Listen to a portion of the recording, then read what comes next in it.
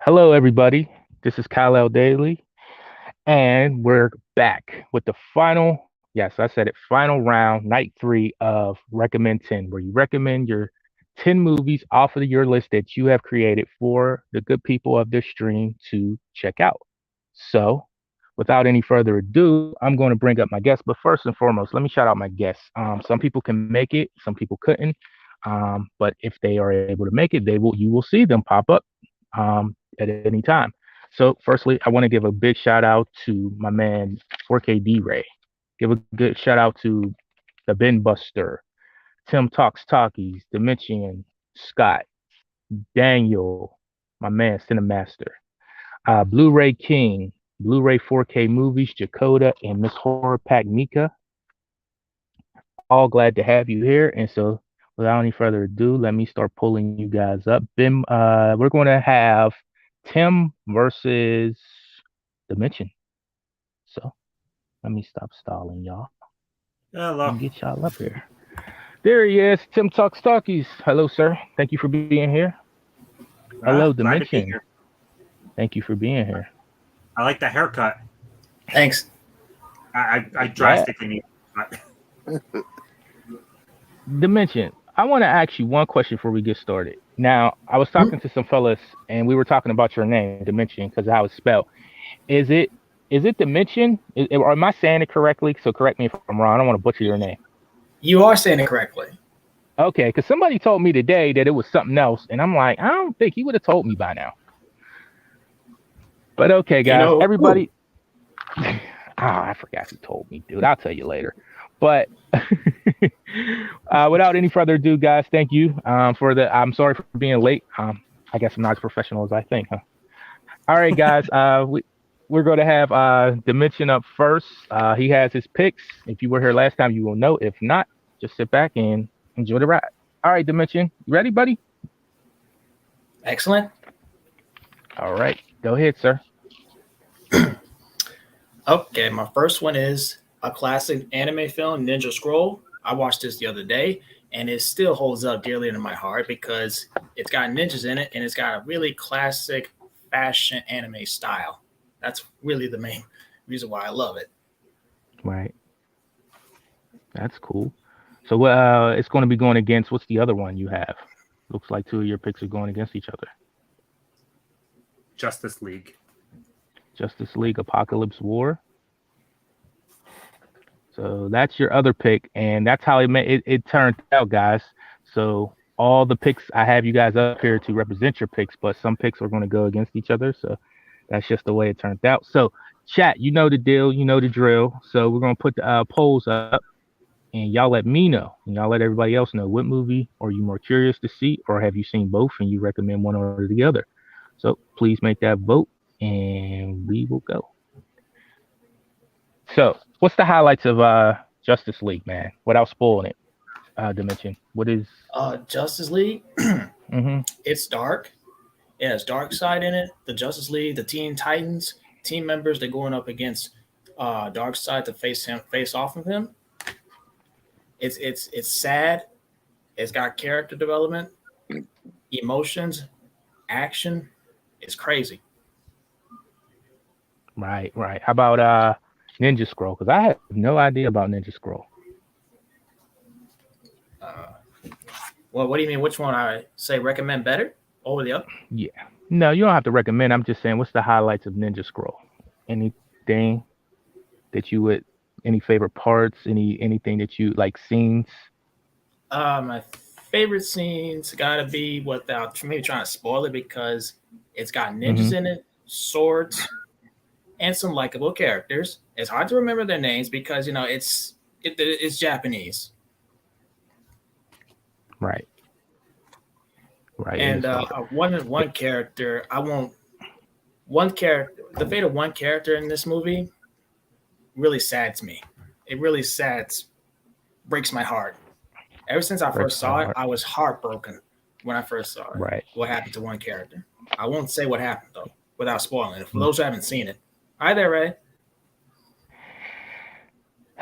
So to let everybody know in the chat, I didn't let you guys know, and this is my fault.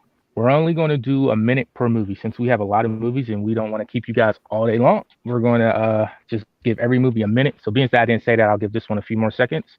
But from now on, we'll just let every movie have a minute.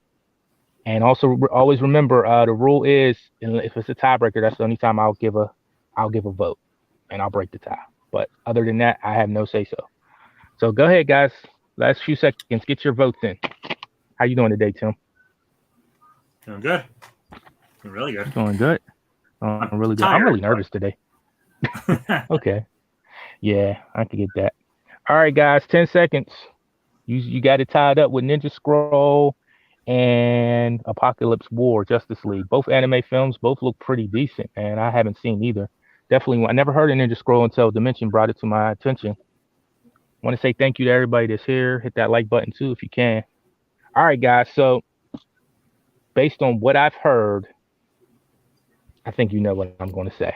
I think I'm going to roll with, since it's a tie, I think I'm going to say the tiebreaker will be Justice League Apocalypse War. Yeah, I think I'll break it with that. So Justice League Apocalypse War moves on. Thank you guys for voting. So, okay, second. Go ahead, Tim. Lead us the way with your second picks.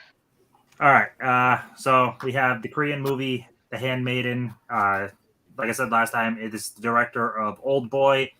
Fantastic movie about deception and trying to rob a rich woman. And it's very good. I can't name actors because they're Korean and I can't pronounce anything foreign worth a damn. But you better fantastic. Name them. You better name them. Kim Tae-rae, Ha Jung. He tried. It's a great movie though. Also, Ryan and everybody else who loves Asian cinema, I hope you give Tim some hell in his inbox about these butchering them names. He fell for it. He tried it. Yeah, that's why I try to avoid pronunciation on anything foreign. I screw up American names, never mind Korean names. You ever screw up a real basic name by accident? You be like, how did I say that? Oh, yes, I tongue tie myself all the time. Tongue tie, right? So, guys, you have it. There it is. We have. What's your other pick? Well, Dimension. Yeah. Oh, you I'm want sorry, to go guys. my next pick? I know your next pick would be Dimension. I mean, Dimension. It would be Bombshell. So it'll be The Handmaiden versus Bombshell. Yeah. You see it in front of you. That's why I wanted you guys to have the lists in front of you. But yeah, it's you want to say anything about Bombshell, Dimension? Yes. Bombshell here. Margot Robbie, Charlize Theron, and Nicole Kidman. They're starring this together. It's about true events that happen at the Fox Studios. Employees are standing up to their boss the way he treated them. Got an interesting story going. It's a good. I think it's a good enough movie. And the main reason why I watch it because it has those three great actresses, in my opinion. Okay, so you got Margot Robbie, Charlize Theron, if I'm saying that correctly. See, Tim, I got it too. Charlize Theron, and who am I forgetting? Nicole Kidman. Of course, how could I forget Nicole Kidman? So yeah, that movie looks good. True story too. Biopic basically. That well, not a biopic, but yeah, true event. Pretty cool. So guys, I'm gonna let that go. Looks like you're pretty decisive on that. Handmaiden is gonna take that round with 80%. That's cool. So we'll move on. Go ahead, Tim. Number 5. Go ahead. Yeah. Let me look. Alrighty. So I got it right here. We have Deep Rising.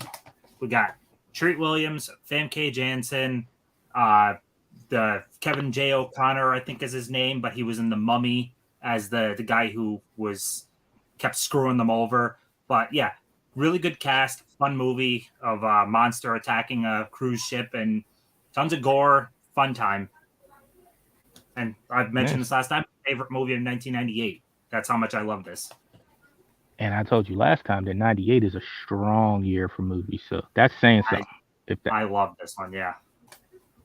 That's saying something. Deep Rising, and remember, guys, Tim stands on that. He's when he came on here Saturday, he said, "I'm passionate. This is one." Yes. So, Dimension, you want to introduce your pick, Split? Right. Guys, the polls is up for Split versus Split. Deep Rising. Split here, starring James McAvoy. He is great. He disappears in this role. Like, if you've seen him from Charles Xavier to this, he is no Charles Xavier. He's completely different. He plays this guy named Kevin who has this really personality disorder. And this movie is a thriller horror movie. And it also gave me an introduction of Anya Taylor-Joy, who is one of my favorite actresses working today. Check this out. This is a great movie. Yeah. It was 13 different ones, correct? That's what I believe. 13 different personalities? Yes. You got me. There was enough of them in there. And another thing about Split is when he transforms into one personality, I won't maybe get into the spoilers, but he is strong. They're strong. Well, I'll tell you guys, D-Ray, where was your antennas at? We was waiting on you, buddy. But I'll tell you this. Nobody's pick. I want to see Deep Rising. But one thing about Split is you say he's no Charles Xavier, and he's right, other than him being bald. But them personalities, he should get an Oscar for each personality. I tell you much. Thank you for the promo. So it looks like it's a tie, guys. Come on, I'll give you extra 10 seconds. Get your vote in. Is it Split or is it Deep Rising? Damn, Tim, Deep Rising must be a good movie. I want to see that. I mean, you have to see it. It is a really fun time. Okay, it was 24 total personalities, as Fox says. So 24. No way 24 got on that screen though. It probably was 13 in the movie, but he probably had it probably was said he had 24, maybe. Yeah. I don't remember that. I liked it, the little boy. Well, guys, it looks like it's a split. So it's a split with a pun. It's a split right there, 50-50. I don't know what to choose. I could do this the scientific there it way. is. Deep Rising wins. It won. Deep Rising won. I'm shocked. Okay, I gotta watch Deep Rising. Deep Rising. I'm gonna buy Deep Rising just because Tim told me to. Yeah, seriously. I got a dice here. I can easily roll the dice to determine scientifically. That's awesome. All right. Okay, guys. Next pick. Your number 7. It's all Tim. Lead the way. Yeah, this is gonna pain me so much. So we have 7 would be Wait Until Dark. Audrey Hepburn in a thriller playing a blind woman in possession of a doll full of cocaine. I think it's cocaine. Alan Arkin trying to get the doll.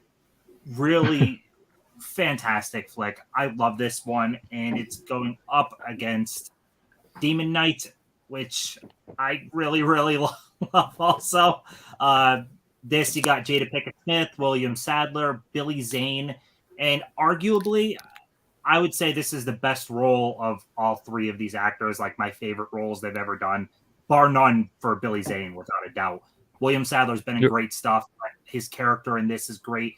Jada Pinkett, I don't think it's a stretch to say this is her best role. Like, I love this. This pains me right now. Think it was better than Set It Off for Jada Pinkett?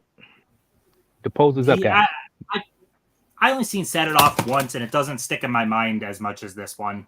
So maybe I'm still going to say this is my favorite role of all 3. You know what? And me and you we're pretty much, we're aligned on that. Everything you said is 100% fact. Because Billy Zane, he's very underrated, believe it or not. But that's his role for me. Sandler, I like a lot of stuff. I've seen a movie called The Setup. I've seen some good stuff with him. Power. But something about him in Demon Knight is really good. And I highly recommend both of these movies. Audrey Hepburn playing a role like that. Sheesh. Yeah, and like I said, she does an amazing job playing a blind woman. Like, a lot of actors don't do that really well. They'll make eye contact and stuff. She doesn't. She does a very convincing job. She's great in it. Like, and this is different than most of her filmography. Most of her filmography is romance, like fluffy, fun romance titles. That's not this at all. Correct. So, guys, we got 17 people in here. Thank you. I'm so glad you're here. I appreciate your time. I'm glad you're here to see us in our final round. So far, I'm gonna give y'all 15 seconds. This is it. 55% wait until dark. 45% demon night. Let us know what it is for sure. Man, you a dimension. You got people raving about this dimension. I mean, about this. Why do I keep saying your name? They're raving about this Ninja Scroll. Like people really want to see that, and I'm glad. That was the whole idea. Okay, guys, 5 seconds. Y'all tied it up again. Of course, y'all did. What y'all gonna do with these movies, guys? This might be the round right here. You never know. This might be a double hitter. Watch them both. I don't want to break this tie, guys. Go ahead, vote. I never want to break the tie. Come on, Just vote, guys. Ben, you got anything to say? You see any of these movies?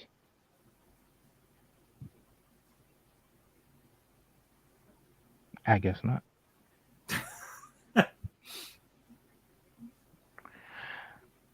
Okay, guys, it's a tie. So what I'm gonna do is I'm going to break it. And there it is. Wait until dark. Are y'all serious? I should have cheated and just picked Demon Knight. Wait until dark, because I know you guys haven't seen Demon Knight. When people, I hear it so much in the community, even in the horror community. I don't get it. It doesn't get talked about very much at all. At all, Tim. I don't know what you're doing. You're a horror fan. I mean, it's no shame, but Jesus, you have to see both of these people. But Wait Until Dark wins 54% over 46%. So that we'll hurt that. Your heart, right? You don't even have any idea, Tim. That was like I know this sounds weird. That was like a childhood movie for me. I loved that movie. Yeah, I was watching that. Tales of the Crypt was everything for me as a kid. All right, guys. Final one. Friday and Roger the Rabbit. Go ahead, Dimension. Lead the way. Okay, here. Friday and Roger Rabbit. These are definitely classic films. Friday is definitely the one that really, really is a favorite comedy of all time. It's so hilarious. I used to watch it always, all the time on DVD in my dad's place, and I loved it every time. Never got tired of watching it. It's got some of my favorite lines of all time. Don't nobody go in the bathroom for about 35, 45 minutes. Smokey back here taking a shit. I love pig feet. Clean up or do something. You're really going through the lines. I'm just gonna call you Soundbite. And Roger Rabbit. You got all the quotes. Been my favorite animated female crush. Her name is Jessica Rabbit.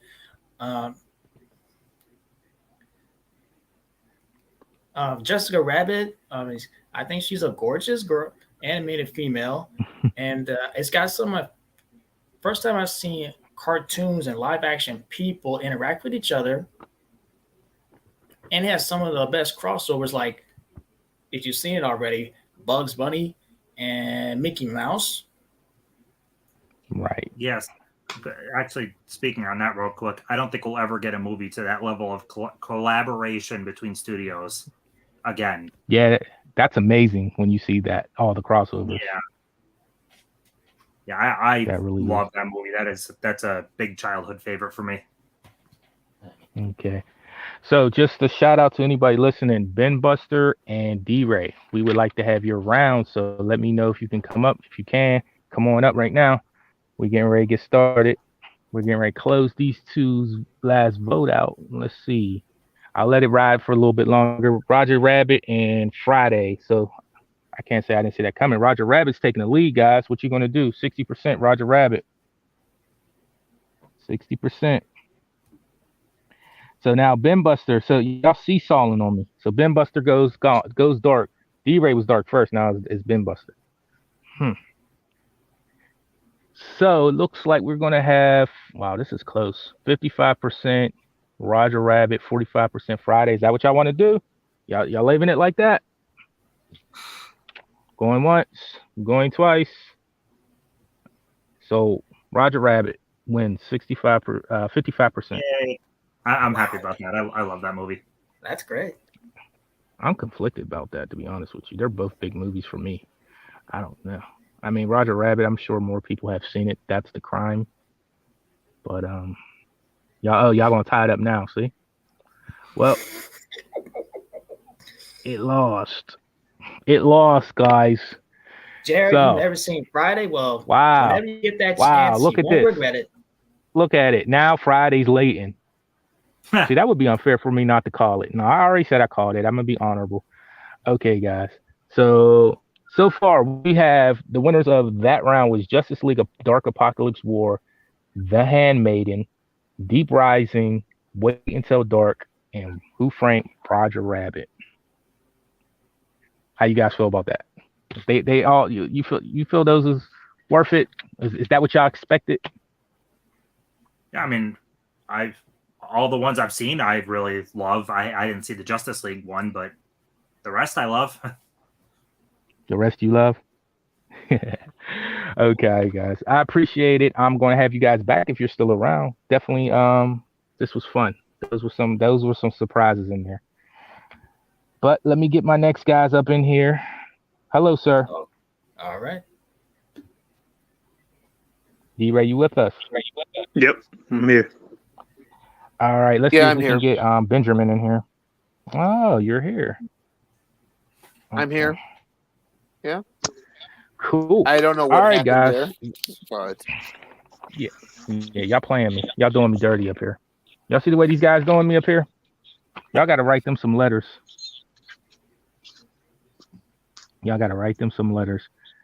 Okay, guys.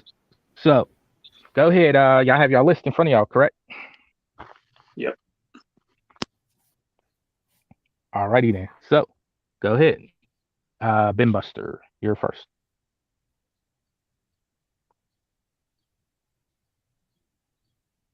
Of course. BINBUSTER, you with me? I should just do your pick, shouldn't I? all right. My first one is a classic, starring Charlton Heston, Yul Brynner, Ann Baxter, Edward G. Robinson, and it is The Ten Commandments. If it's an epic, it's a movie of epic Ben, tell me. epic proportions, and nothing like this was ever done before it. So Tell me that take you have on the Ten Commandments, Ben, about it being an epic, and if it wasn't, tell me that. If it wasn't okay, for this well, movie, you say something. If it wasn't for this movie, we would not have gotten stuff like Lord of the Rings. We would have never gotten stuff like Endgame. We would never have gotten what else? I mean, Hobbit's thrown in there with Lord of the Rings. But movies similar to that aspect, where you would take a bunch of different actors, throw them all together, and to make one great movie. Whereas if it wasn't for this epic, we wouldn't have gotten stuff like those epics I just mentioned. Because you can say that those are all classified as epics too. Okay. Now I just wanted to see. Now, chat, y'all tell me what y'all think about that. What he's not telling you, he said we wouldn't have had Infinity War if it wasn't for the Ten Commandments. I just want to see what people think about that. D-Ray, go ahead, buddy. All right, so I believe my first one was Wesley Snipes, Sylvester Stallone, Demolition Man. Uh-oh. Okay, Demolition Man. That's cool. You know, that's probably. Did they win? You think they would really win? I think they just paid the most to have that placement. I couldn't see a world where they win, but hey, maybe I'm wrong. Now, how do you guys feel about this? Guys, the votes is up. How do you guys feel about this? I think, and this is my opinion, I think this is Wesley Snipes' best movie. What do you guys think about that? Better than Blade? You said it's his best I what take it now? over Blade. Movie. Hmm. His best performance. I think. I love Blade. I love it. I mean, love it. But I like this. Performance-wise, yeah, he is. I mean, the character of Simon Phoenix, he is fantastic as it. I have a soft spot for Passenger 57. I really love that one too for Snipes. But yeah, I mean, he has a lot of really great movies though from the 90s. Like he's an action star from the 90s. A lot of really good stuff. What'd you say, D-Ray? You not rolling? You Yeah, don't throw that? that's probably not. I mean, it's been a minute since I've seen Demolition Man, so I will definitely have to watch it again to make that decision. But I would still, right now, I can't say that's his number one. White Man Can't So- Jump really good though too. I think. Oh, I mean, Blade is up there. So is Nino Brown. I think that's up there. But I ain't gonna hold us up, Ben. Ben, I don't know what to tell you, buddy. They did it again. They took Demon Knight, and they recommend that over the Ten Commandments with 69%. How you feel about that? You're not gonna call them heathens, are you? You're not gonna do that, right? Okay. All right. D-Ray, lead the way with your next pick. All right. So my next one, generational, changed the landscape of how action movies were shot. The Matrix. It's generational. It's pretty undeniable. All right, Ben, what's your pick? Not as generational as this pick. This movie revolutionized comic book movies. Up until here, we got stuff like Supergirl. No, but this brought it dark and gritty 90s back to the big. And Michael Keaton in Batman '89. Jack Nicholson. Okay, but did you really have to take a shot at Supergirl like that? She was in this tournament, right? Yeah. Jesus, man. Why are you doing this? Why y'all doing this to me? Y'all be just trying to. I think y'all know things about me, and y'all just try to hurt my It feelings. revolutionized.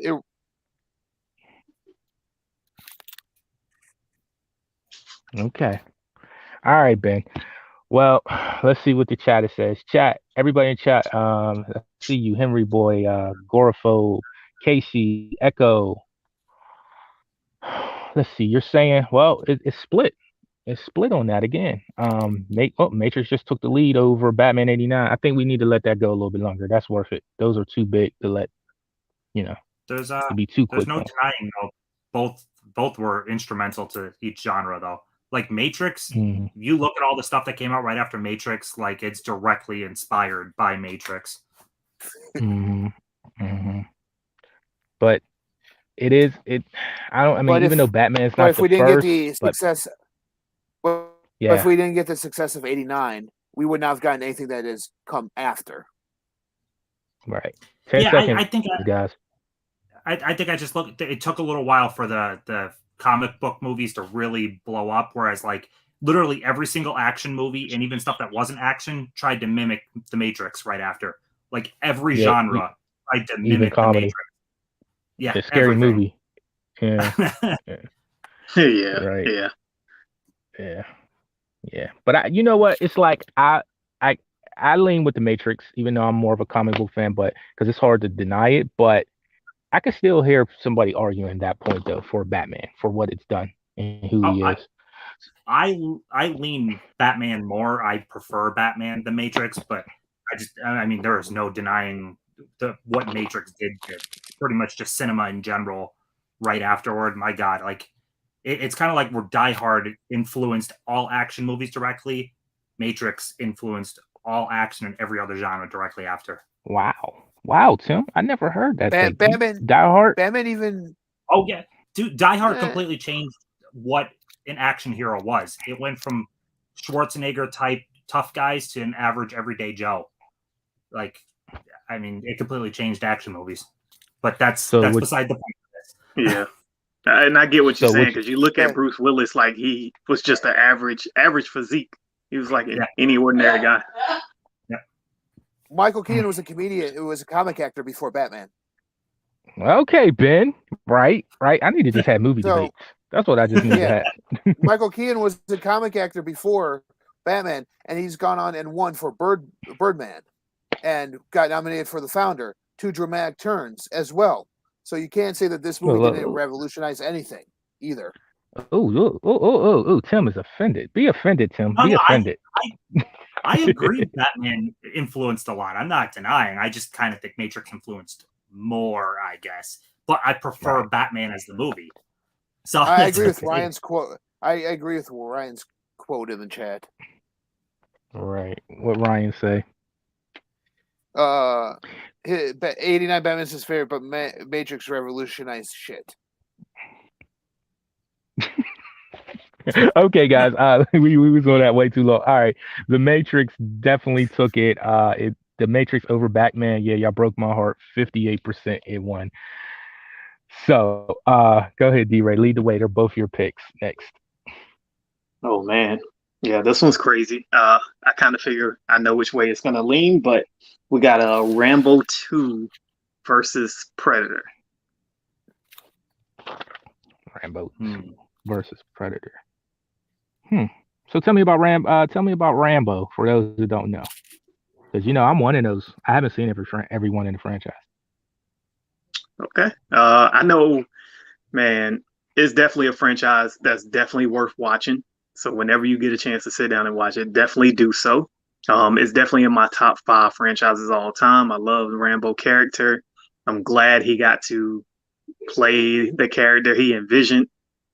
I think every movie turned out really pretty good, especially the last one. I thought it was going to be pretty bad, but turned out very good. I know a lot of people like, it's almost like he's the Terminator, can be killed and things like that. But man, it totally surprised me. I enjoyed it. Definitely a top tier franchise. Okay. And Predator, is there anybody that hasn't seen Predator, you think? Well, go ahead, just for the sake. It's recommended. What can you say about the Predator? Besides get to the chopper. What can you say? It's just that's like the quintessential man movie right there. Like you think of those man movie action movies with, larger than life men, big, muscular, out there with big guns. Man, that's the movie for you. I love that this encapsulates. This is Sly versus Arnold. I didn't even just pick up on that, Tim. I didn't. Yeah. I didn't pick up on that. Y'all gonna stop hating on Van Damme though, but I didn't pick on that. Wow, it really is. So it's convincing. I tried to give it some justice. It's 91% Predator, 9% Rambo 2. I never saw that coming. Come on, y'all didn't give Rambo 20%. I think Rambo deserves a little bit more love. I would personally still go Predator over, but Rambo deserves more love than 9%. Yeah. So you guys recommend Predator over? I ain't hate, because look, I've seen Predator a million times. I've only seen Rambo 2. So anyone I've seen a couple times. I don't even remember it. Might as well say I haven't seen it. So I definitely got to check that out, guys. Please check out both movies. Go ahead. Last Rambo was crazy violent. I can imagine. Didn't look good. D-Ray's right about that. It didn't look good, but I hear that it was really good. I enjoyed it. It was a good time. Yeah. Okay, guys. So go ahead, Ben Buster. You're number 7. Go ahead. All right. My next one is dive into the horror genre. This movie brought to you by Alfred Hitchcock. This one, if it wasn't for her mother in here being the original Scream Queen, Jamie Lee Curtis would not even have a career. That movie is Psycho. Yeah. I met a few Psychos. Psycho's pretty great. I think, hot take, you guys give all the credit to Halloween, and rightfully so. You give a lot of credit to Black Christmas, okay.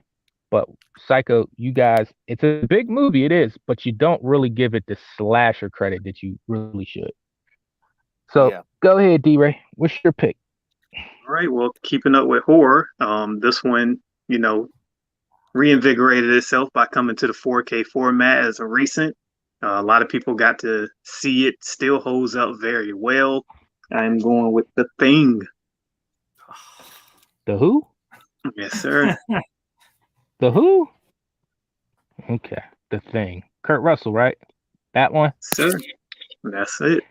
Because I hear a lot of talk lately about the sequels. So I'm ashamed to say I've never seen The Thing. Yeah, I know. Oh, but it's out on 4K. How haven't you seen it? Well, speaking of how Psycho influenced other horror movies that came past, Do you know that Marion Crane's boyfriend in the movie is Sam Loomis? I don't even know who Sam Loomis is. I forget. I'm sorry. I'm blanking The on last name Loomis is the Yeah. same name. Uh, The last name is Billy Loomis in Scream that. and Dr. Loomis Yes. in Halloween. Yes, that is correct. That is correct. What am I? Wow. I shot him 6 times. Yeah, I forgot. This Yeah. is I'm sorry, I blinked on that. this is two of if I made my top 5 directors, Hitchcock and Carpenter would be on there. So both these guys are great, but man, the Thing, it is so good. It transcended. We talked about remakes. Some people don't realize they're remakes. Like, The Thing is so good, people don't even realize it's a remake. Like, it's so good. Yeah, no, another reason we got to stop being so hard on remakes. Okay, guys, 10 seconds. I'm gonna get that up out of here. Looks like you're taking Psycho. Yeah, I was I'm surprised how well it held up over the years. I hadn't seen it in a very long time. Yeah, I love how the movie ends too. The note it ends on, I'm like, yes, I love it so much. You guys are surprising me tonight. No discredit to Psycho though, even though I've mentioned it. Psycho is like low top 10 for me for Hitchcock, but that's just because there's more Hitchcock I like more. But it's a great movie. There's no denying that. All right, guys, I'm in that poll, and it looks like Psycho takes the cake with 69% to 31%. Wow. Psycho. Yeah, that is a wild D-Ray. I'm shocked. Maybe he does get respect. Shut your mouth. Maybe he does. Alrighty. Well, D-Ray, look at you. You the man at picking, so you lead the last way. All right. Well, I kind of know how this one's going to go as well, but we got pretty much a drama and a crime movie. Drama. We got Sling Blade going up against Casino. I mean, they're both drama, though, to be fair. It's just, hey, I'm just shut my mouth on this one. I've seen them both, but I want people to, what's Casino about? Because you know what? There are people that haven't seen it, D-Ray. What's Casino about? Oh, well, we got a casino being taken over by a mob family, want somebody to come in and take over the casino for them. As you guys know, old Vegas had a lot going on as far as drugs, killings, seeing a lot of it surface these days with the water drying up out there. A lot of bodies turning up that got, tossed into the desert and things like that. So still reliving that till today. Wow, that's sad. What about Sling Blade? Whew. It's a real good one. It's not one I would sit here and recommend to be like, watch it today. But man, it's a very good movie. You've got It made Billy Bob's career. Yeah. I believe he financed like a good chunk of that himself too to have it made. Yeah. So all right, real quick, I think Sharon Stone is great. This is the best I've ever seen her in Casino. But I think Joe Pesci is the absolute star. Yeah, I believe he just kills that movie. And yeah, I mean he's firing at all cylinders prime. And so but Billy Bob in his own right is like, that's a really good dramatic role. So if you had to compare the role, like just the caliber of their respective roles, who do you think did a better job of what they had? I might go Pesci. How about you, Tim? Pesci is amazing. How about you, Ben? Pesci. Yeah, pretty unanimous, guys. I let it. I gave it some extra time. I might have to break it 10 seconds because it's tied. I didn't see that. Really? CD-Ray, you didn't. I thought this was going to be overwhelming. Yeah, 50-50. I mean, Sling Blade is great though. Yeah. I can't deny that. Well, it was Sling Blade for the longest time at like 60%. It's so funny because Well, they're both drama, but you get like a small contained story or pretty much like a big Vegas epic. They're so different.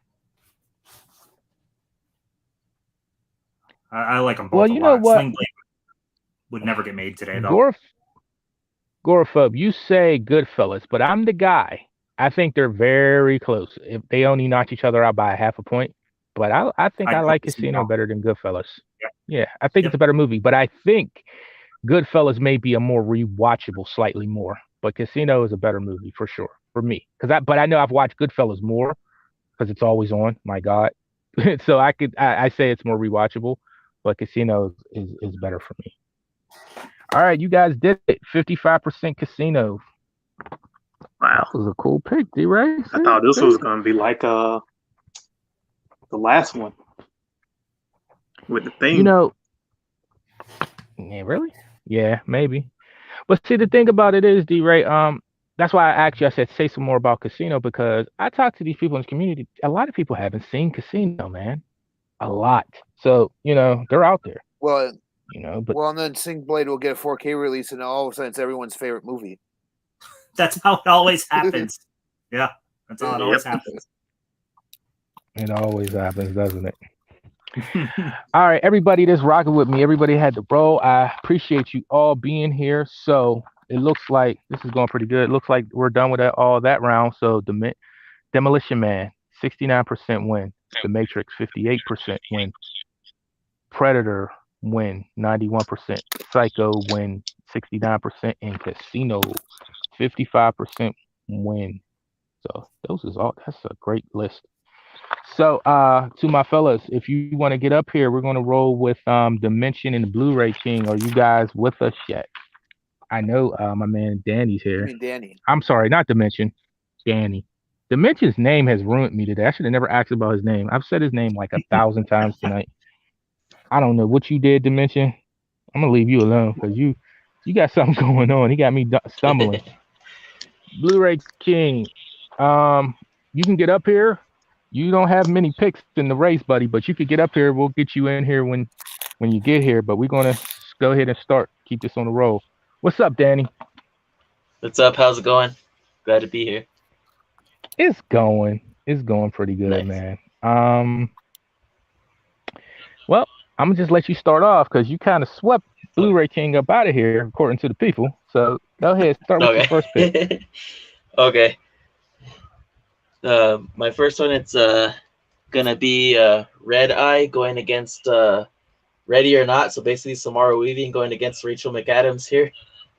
So pretty good action thrillers here, and like I said, Rachel McAdams' chemistry with Colleen Murphy. This is a really excellent thriller on a plane.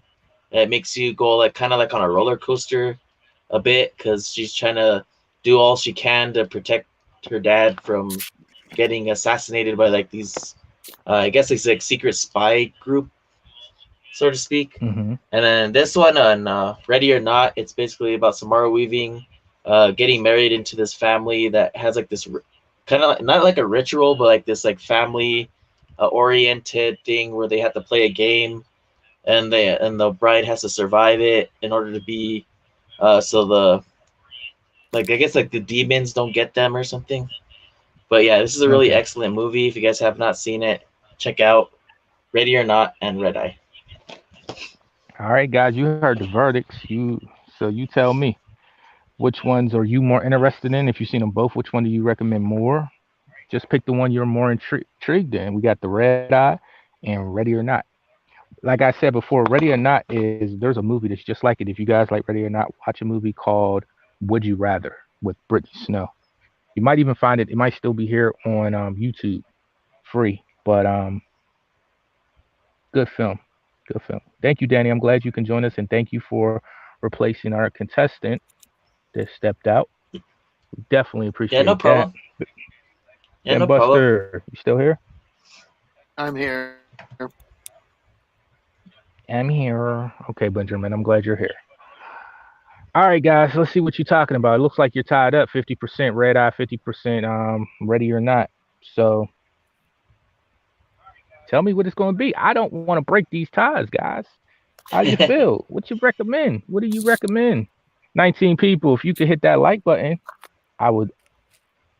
That'd be awesome. I appreciate that. I would Tim, my recommend buddy, Red stay Eye. around. That's We'll what I pull would you back up recommend. in a minute. You recommend what? That like Red button? Eye. Is that what you mean? Oh, Red Eye. You recommend Red Eye. Look at you trying to get some stake in the game. Look at you.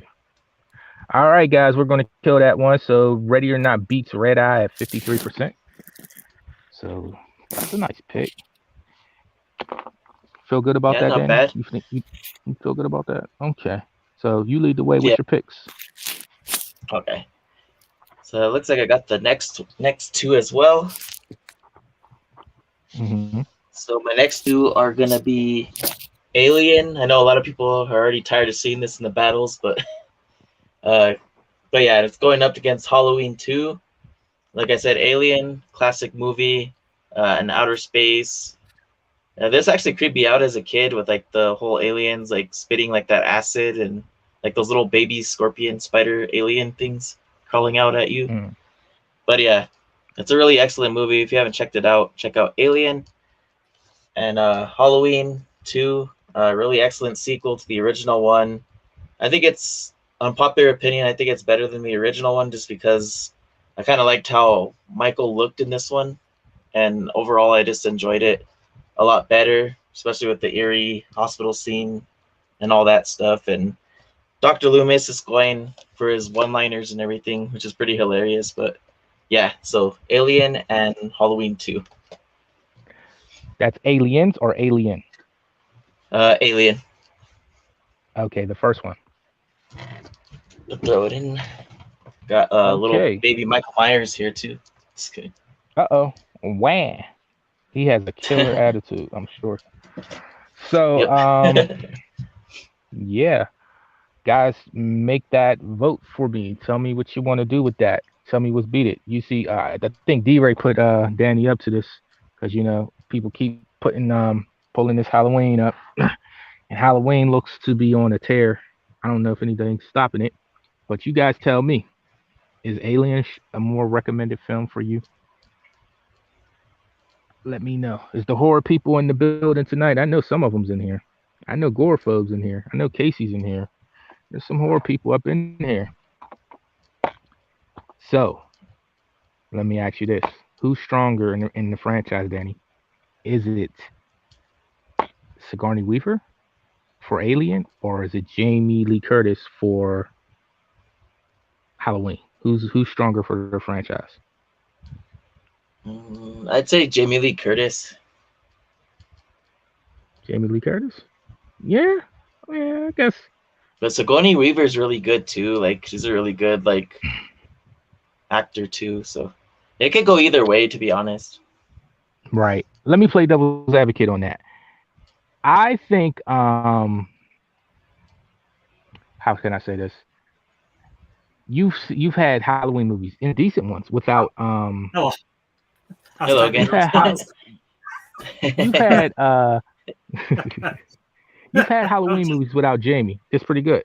But have you ever had a movie without Sigourney that was like, I mean, you got Covenant, but I don't know. So I mean, I think that's saying something. What do you think about that? I just want to quickly say when I was typing, Sigourney changed action heroes for women. She is monumental. Jamie Lee kind of more so in '78 just kind of survives, but I feel Sigourney what she did for women in action and horror and everything. Oh my God, she would crush Jamie Lee's character in a second, I think. Right. Actually, you know, I take one girl over all of them. I'll take Linda Hamilton, Terminator 2. I think she has the strong, for me, like just my style. I take her, but I think Sigourney is right there next to her for Ripley, and also too, I think people downplay this. Don't laugh at me, but I think Alice Resident Evil is right there in her own right. Should be right there with those women because she is a badass. Yeah. do we get Linda Hamilton in that role without Alien? Do you know what I mean? Like Alien showed that a woman can headline a series like that and be badass. Does Terminator 2 exist in the way it does without Alien?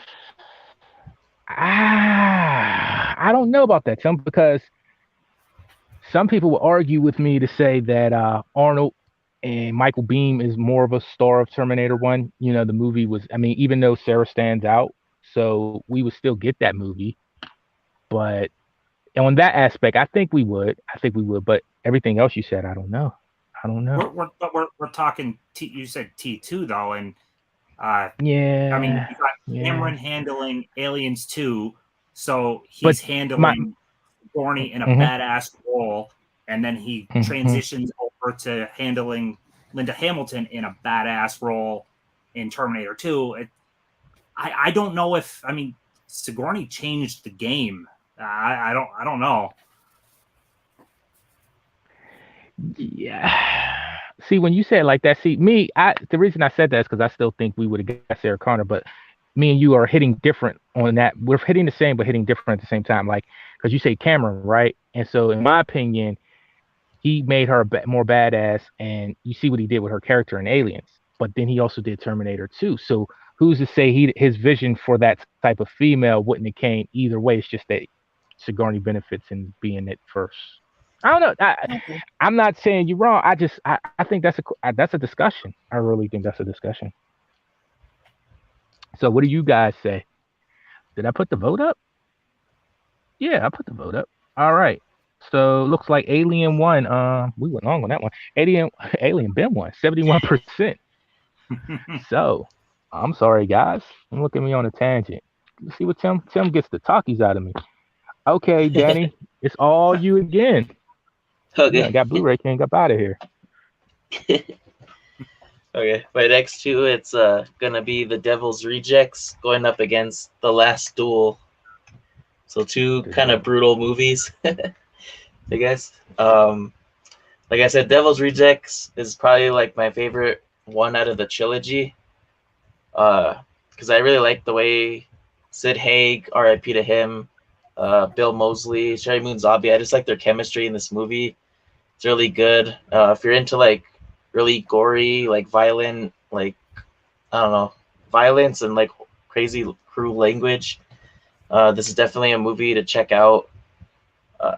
And for Last Duel, it's a really excellent movie. Kind of surprised me last year. A lot of people didn't really talk about it because it kind of got overshadowed in theaters and they didn't really advertise it as much. But Jodie Comer's character, she really did a lot of good stuff in this movie. Adam Driver, I'd say, was it Ben Affleck, Matt Damon, all of them did a really excellent job with the roles that they were given. And yeah, just that last scene where they're battling out, it's really brutal. And yeah, so I got Last Duel and Devil's Rejects. Sound like good to me. How do you feel about that, Tim? What do you think about those movies? I like both choices. I think The Last Duel is a dying breed of movie. Massive budget. Yeah. People didn't go to it. I don't think we'll get movies like that much anymore. And luckily, that one is pretty fantastic. I could see where some people came from not liking because you're watching the same story play out with slight differences, but I really dug that. Yeah. I definitely agree with that. I know a lot of people were giving it flack for that, but it was kind of like, you know, like a movie like Vantage Point. You got everybody's vantage point of the story, you know, and trying to decide, okay, who's telling the truth here? Which part of the story is real and what's not? So I really enjoyed it. It looked good. Also, it's a 4K transfer. I thought it was a really good movie. And I like those little nuances and things that they showed between each story to keep you in tune with it. Yeah.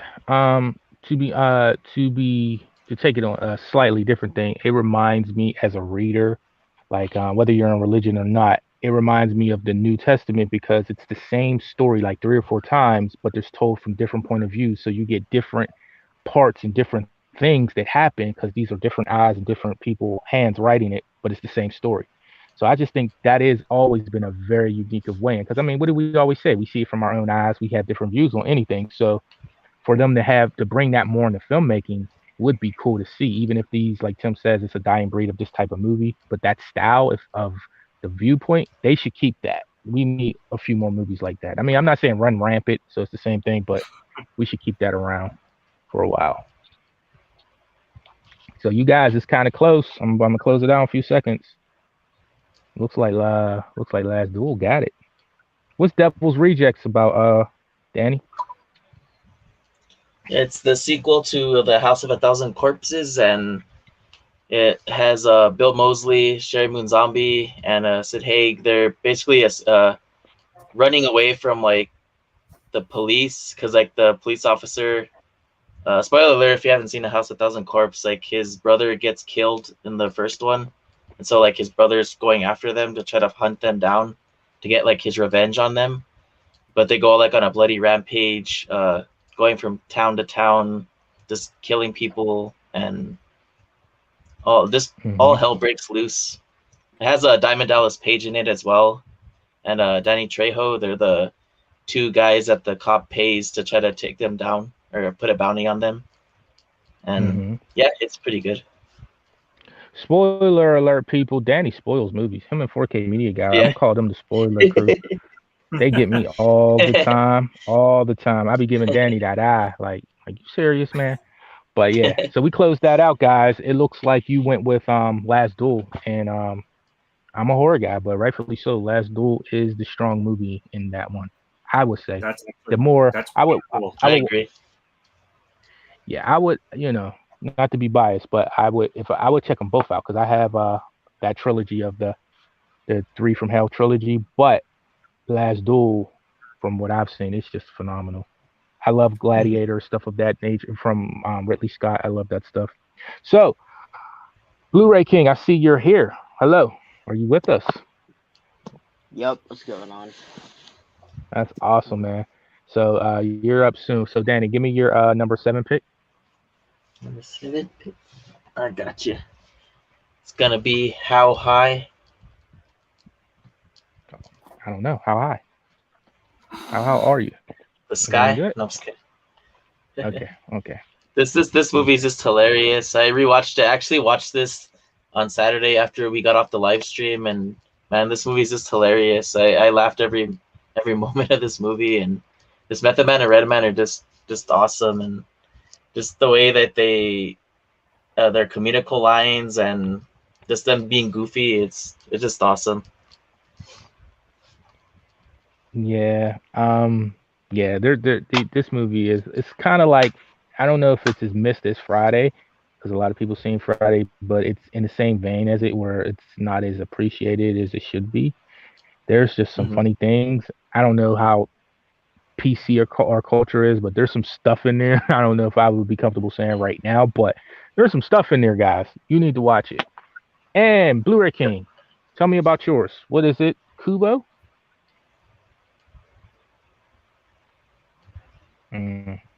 Okay. You with us, buddy? Because I don't know anything about Kubo. You're So anyway. Is he muted?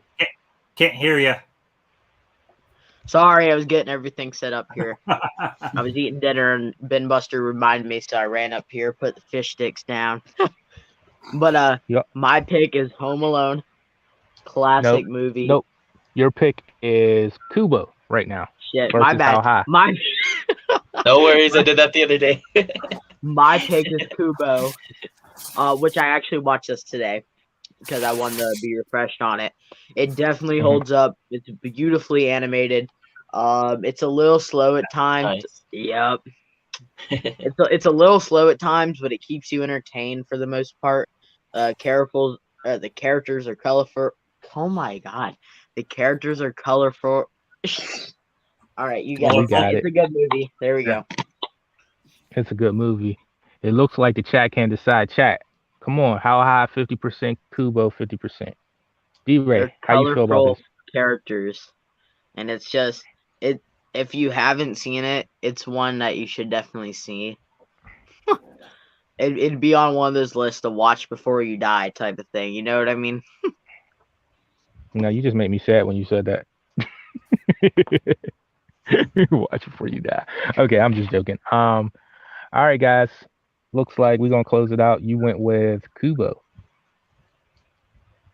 I'm disappointed. That's how you know I'm not running this because I would have went the other way.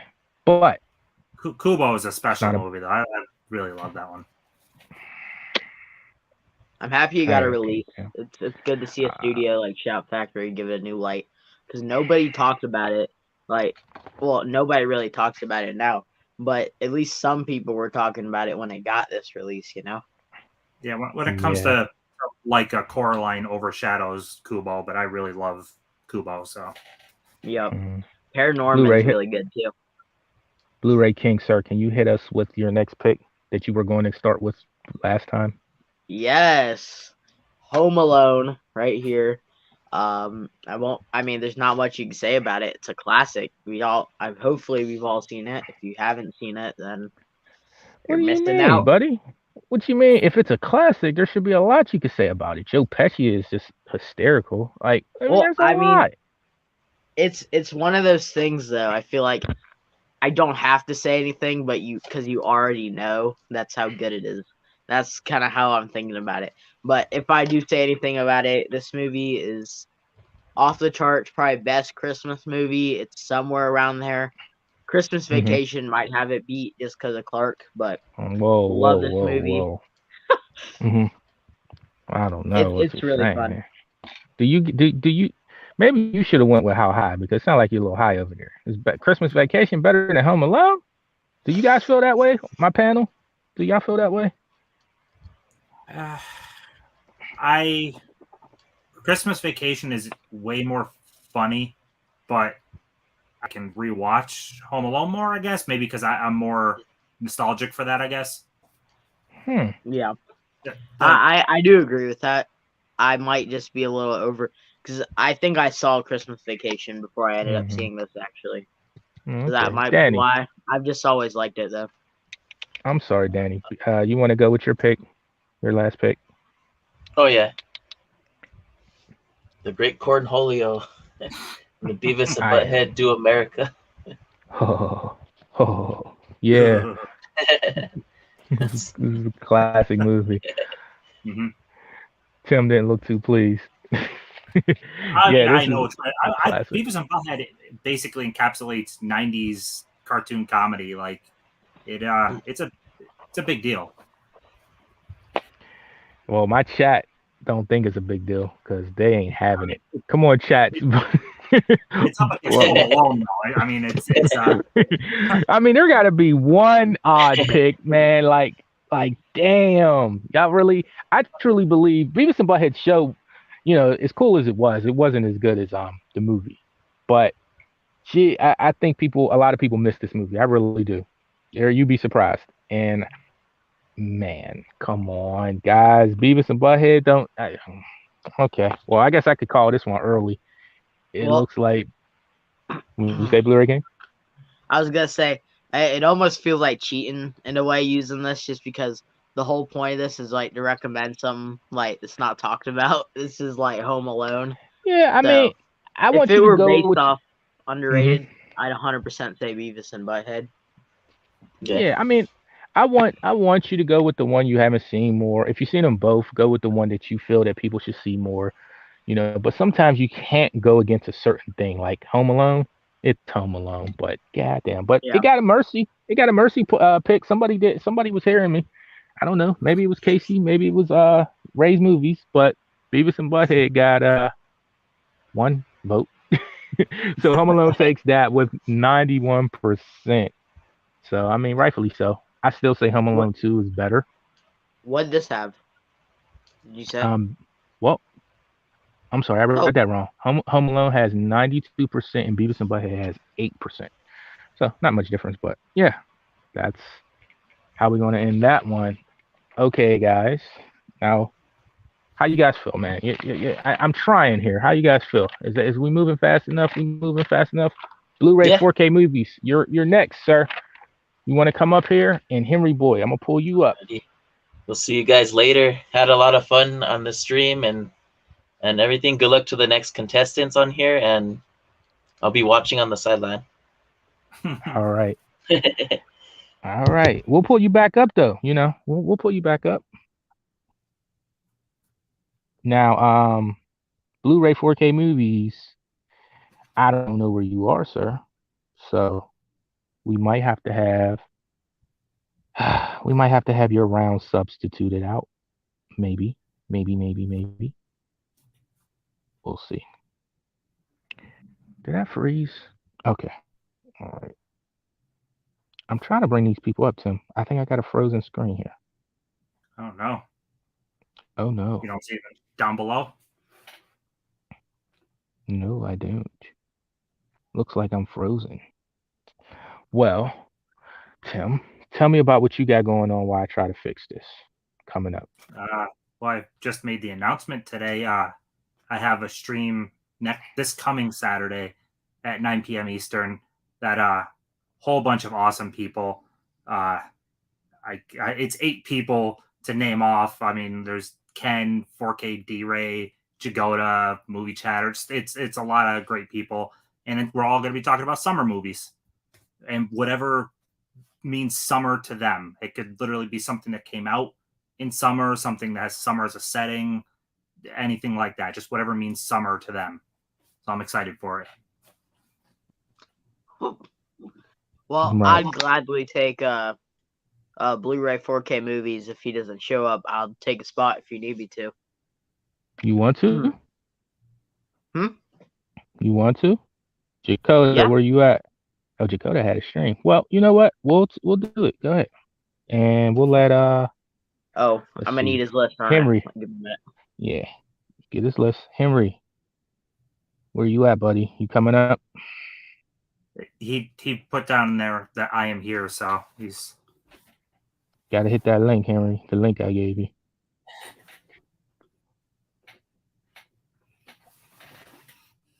But since it's just us right now, I also wanted to say for Home Alone that John Candy, not cameo, but that small role, one of my favorite John Candy roles. He's only in the movie for like 5 minutes of screen time, but it's great. Yeah, he is. He's pretty much a standout.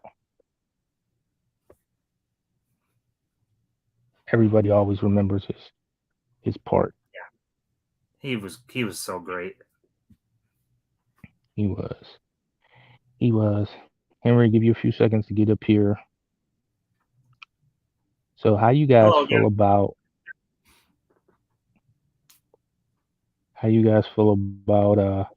doing Jacoda and Mika's round?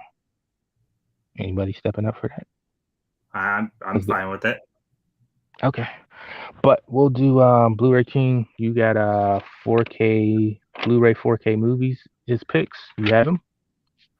I got the Instagram story. Yeah.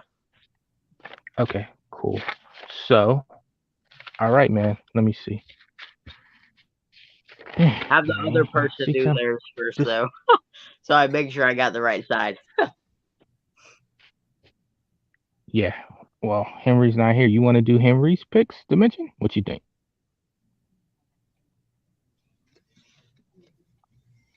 What were his picks? His picks are Rush Hour. No, I'm sorry. He has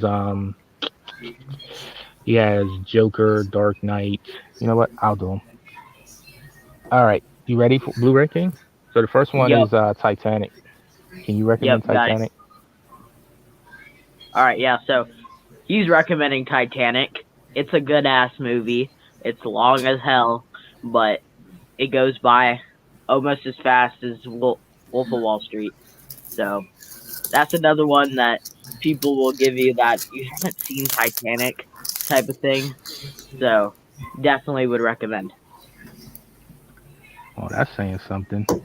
Kate Winslet and Leo DiCaprio. I'm sure you guys all know. It's a James Cameron. So same guy that did Terminator did that, which is interesting.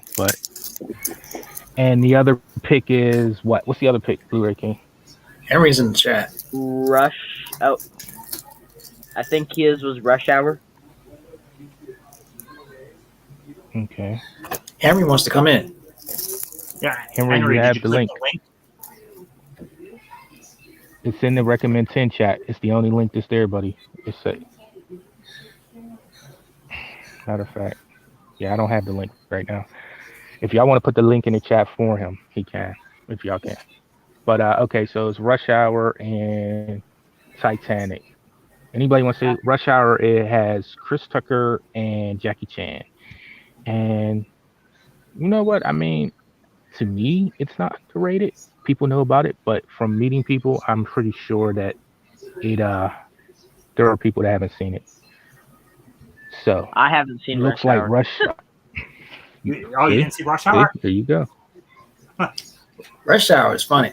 Add it to the list of never-ending movies I haven't seen. Yeah, the list Okay. will never. There'll always be stuff you didn't see. It's impossible to watch it all.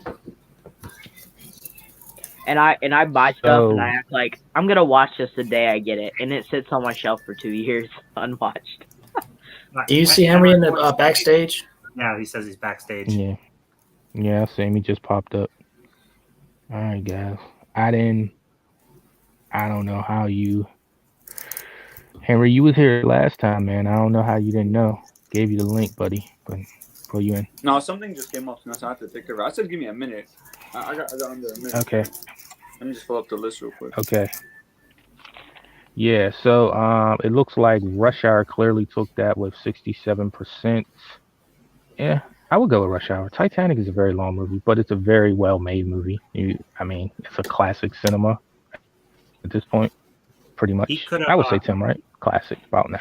Oh yeah, but he could have fit on that door at the end. He definitely could have fit. Yeah.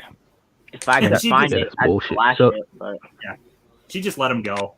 Yeah, she's a serial killer because she could have told him. she just let him do that. Hey, Emil, You ready, Henry? Yeah, I'm ready. Ready? So, All right, you're next. Your pick is Black Panther. is there anything I really need to say? But I will.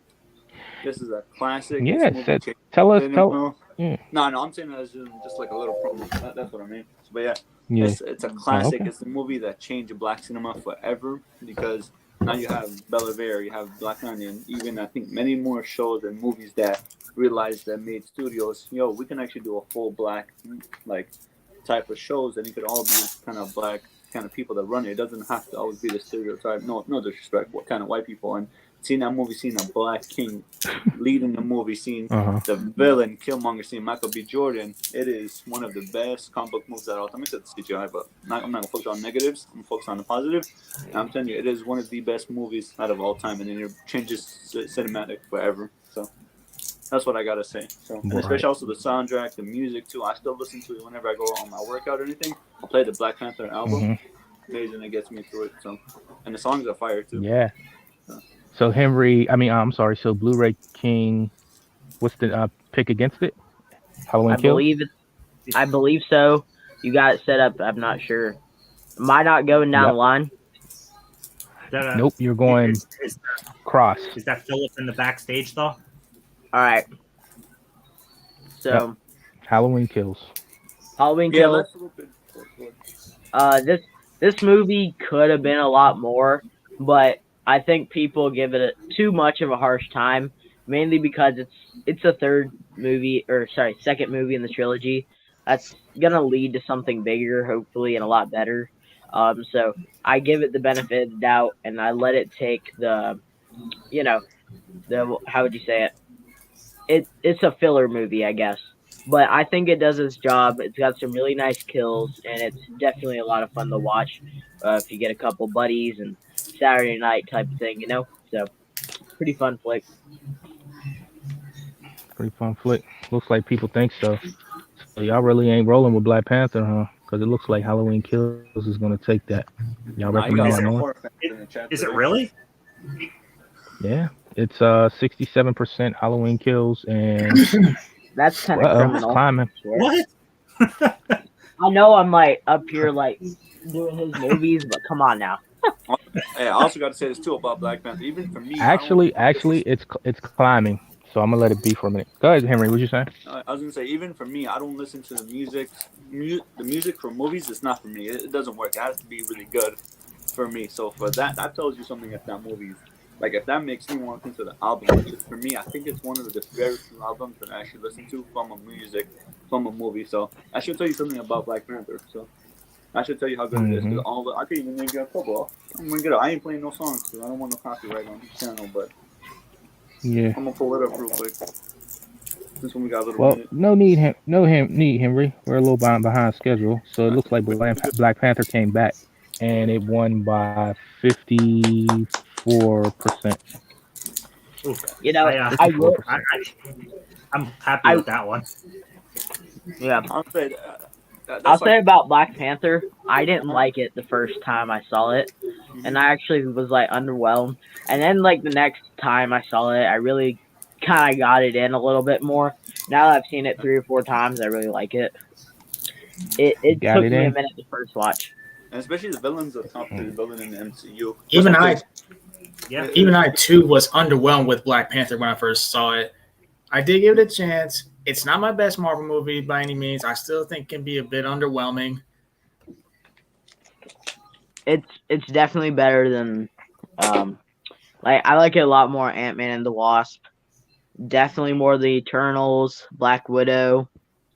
Infinity what else? War.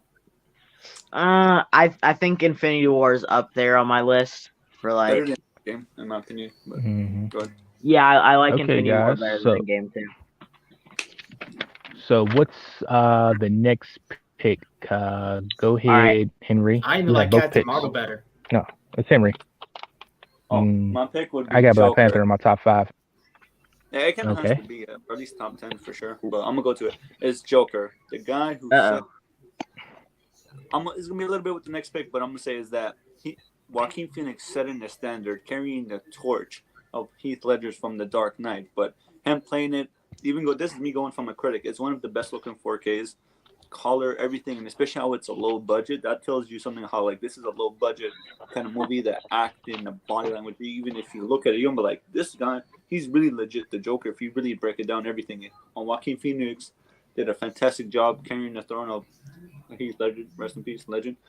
So all I gotta say, this movie is fantastic. It's more like a kind of even mental health movie, but at the third act, once it starts picking up, it's a really good movie. I can't recommend it enough. It's a one-time watch, but if you watch it just from like the mental and just like story, I think you'll enjoy it. So, What's the next one? Well, the next one I believe is John Wick. I thought mine was Joker. No, No, it's not Blu-ray King.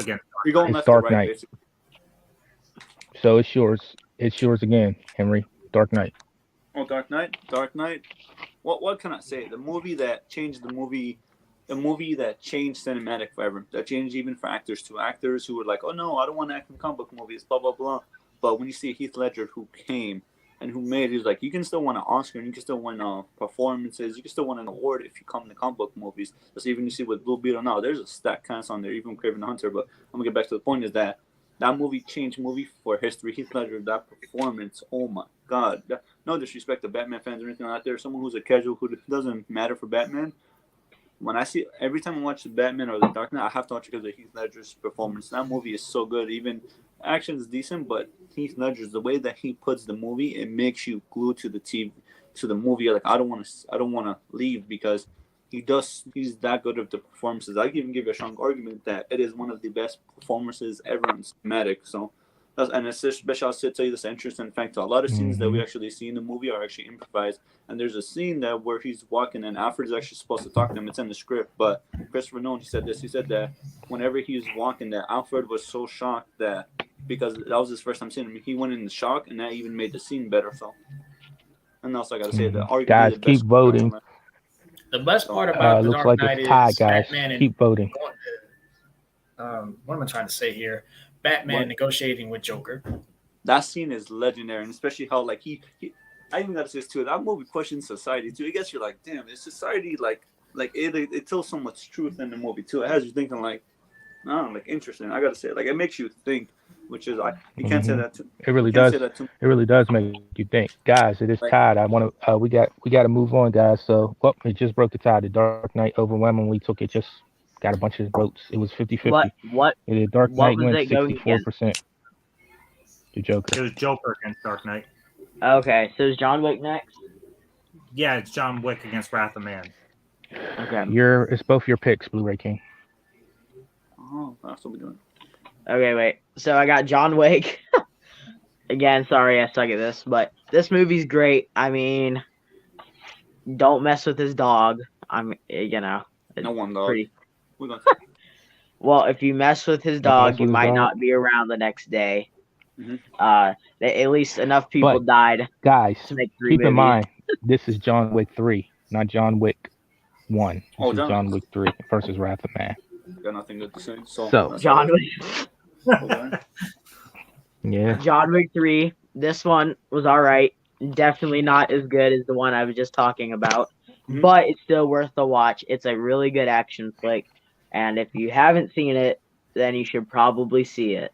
Because it's a movie and it's good. Fun So movie. Because it's a movie. Entertaining movie. Wow. So that's how I gotta tell you that. That- It's I'm a great car Jacob. salesman, guys.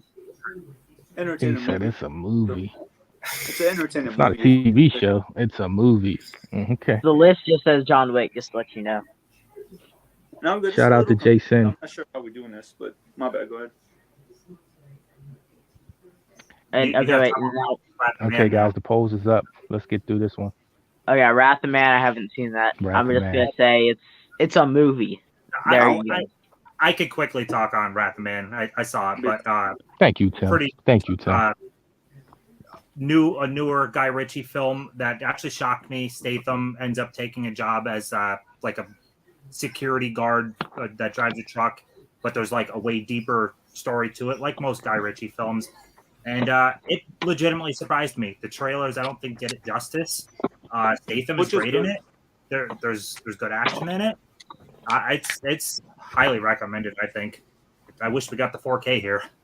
Yeah, I wish we got a steelbook. That was arguably my movie of the year, but Zack Snyder's Justice League beat it. And I'll tell you this though, in my opinion, it is Jason Statham's best performance. He can show he can act in that movie. He can do it for real. So he can act. He's been So great stuff before. Did you ever see The Bank Job? I've seen it, but it's been Snatch. a long. Snatch is great too, but he was really good in The Bank Job also. Yeah, Yeah, I that heard looked some good. people- I haven't seen that, Tim. Yeah, it's a good movie. And I was like, because I heard people say, "Oh no, he's not good of an actor. He's just an actor." And I saw this movie. I was like, yeah, He's a good actor. He does a lot of movies where he kind of stays in his lane with like kind of generic action, but Wrath of Man is not Mhm. generic at all. Like and he good. does do his own stunts. So Okay. Can anybody on the panel recommend Ip Man 4? That's the next round. oh no, I can't. You know, I've Anybody seen seen Ip Man 4? the first 3 It Man, but not the 4th one. I've got Okay. the other pick in my hands though. And well, Ip Man is I'll a take Donnie David Yen Tim. film. I know it follows Bruce Lee's teacher, and pretty good movie from what I've seen of it. I haven't seen the full thing, but it is. If you love martial arts and you love just how the style of the way they shot this movie, if you've seen any of the Ip Mans, you're gonna love this. The story furthers. I think they put a good, they hung a good note on it, and they can stop there. But if you are in any martial art movies, Bruce Lee movies, Jet Li movies, this is a movie that you have to check out. Henry is going against Saw. Tell me about Saw. Saw, hey, even as a casual, someone who's not a horror fan, this movie. Okay, no, I thought I could have, but yeah, is that this movie? It's not really scary. It's more of like a mystery kind of thriller type, and it's mystery for sure because some of the twists and turns happen at the end. I was like, oh, and it made me kind of want to go back and watch it to see, kind of like just kind of see how it is. But it's not even scary. It's very gory, but at the same time, it's a good kind of mystery thriller. I'd recommend it because for me, I'm not a horror fan. Don't mess with it. Leave us on the comments. Don't mess with horror. But Mhm. this movie, it's not horror. It's more of like a mystery kind of thriller type of movie. But it's definitely for sure one of the recommended, and I'll even say it's arguably one of the best kind of movies out there. So even someone, it took me forever to watch it too. I was like, no, it's scary. And when shout out to that person, they told me like, no, it's really not. It's more gore. And when I saw it, I was like, yeah, this movie is really good. So that's all I gotta say. So, guys, When it looks like the people aren't a fan of horror movies either here tonight because Saw lost. Ip Man takes that. That's But weird. So obviously somebody's seen Ip Man, or somebody wants to see it. I'll tell you So this: it's Ip for Man sure. takes that. Well, I Hmm. think Saw was, when it came out at the time, it was fresh probably for most people, in the sense that I don't know how many things came out that were quite like that. So if you were really into that stuff, that it's, it is definitely worth a watch. For the main points, that if you've never seen it, the first time's the best time, as per usual. But this is one of those movies that you gotta have some buddies, some family members, something, and somebody's gonna drop out and decide, I don't want to watch this anymore. But that's what makes it so fun. Yeah. So I got a question for you guys. I know you're short Right. of time. 1 second, You Henry. guys know- Mika, if you're around, you can come up. We're gonna get to your round, and D-Ray and Danny, come back if you can. Go ahead, Henry. Yeah, I was saying, do you guys know how much no one answered, because I just want to see if you guys know. Do you know how much the budget was for it? hey Google, what was the budget of Saw? Saw had a budget of $1,200,000. Did you guys hear that? Cool. Yes, I heard it. And that's Yep. surprising because So- it made a whole bunch of money. And also tell you this, it was actually shot in order. So it was one of the few movies that actually did an 18 shoot. It was actually shot in So, 18 Tim. days, and now she shot Yes. right in order. So Me and you Yeah. are going to do. Do you have Mika's list? Mika and Jakoda's list. Jakoda had to bow out because he had another stream. So do you have their list? Which color is which? Well, Mika's green.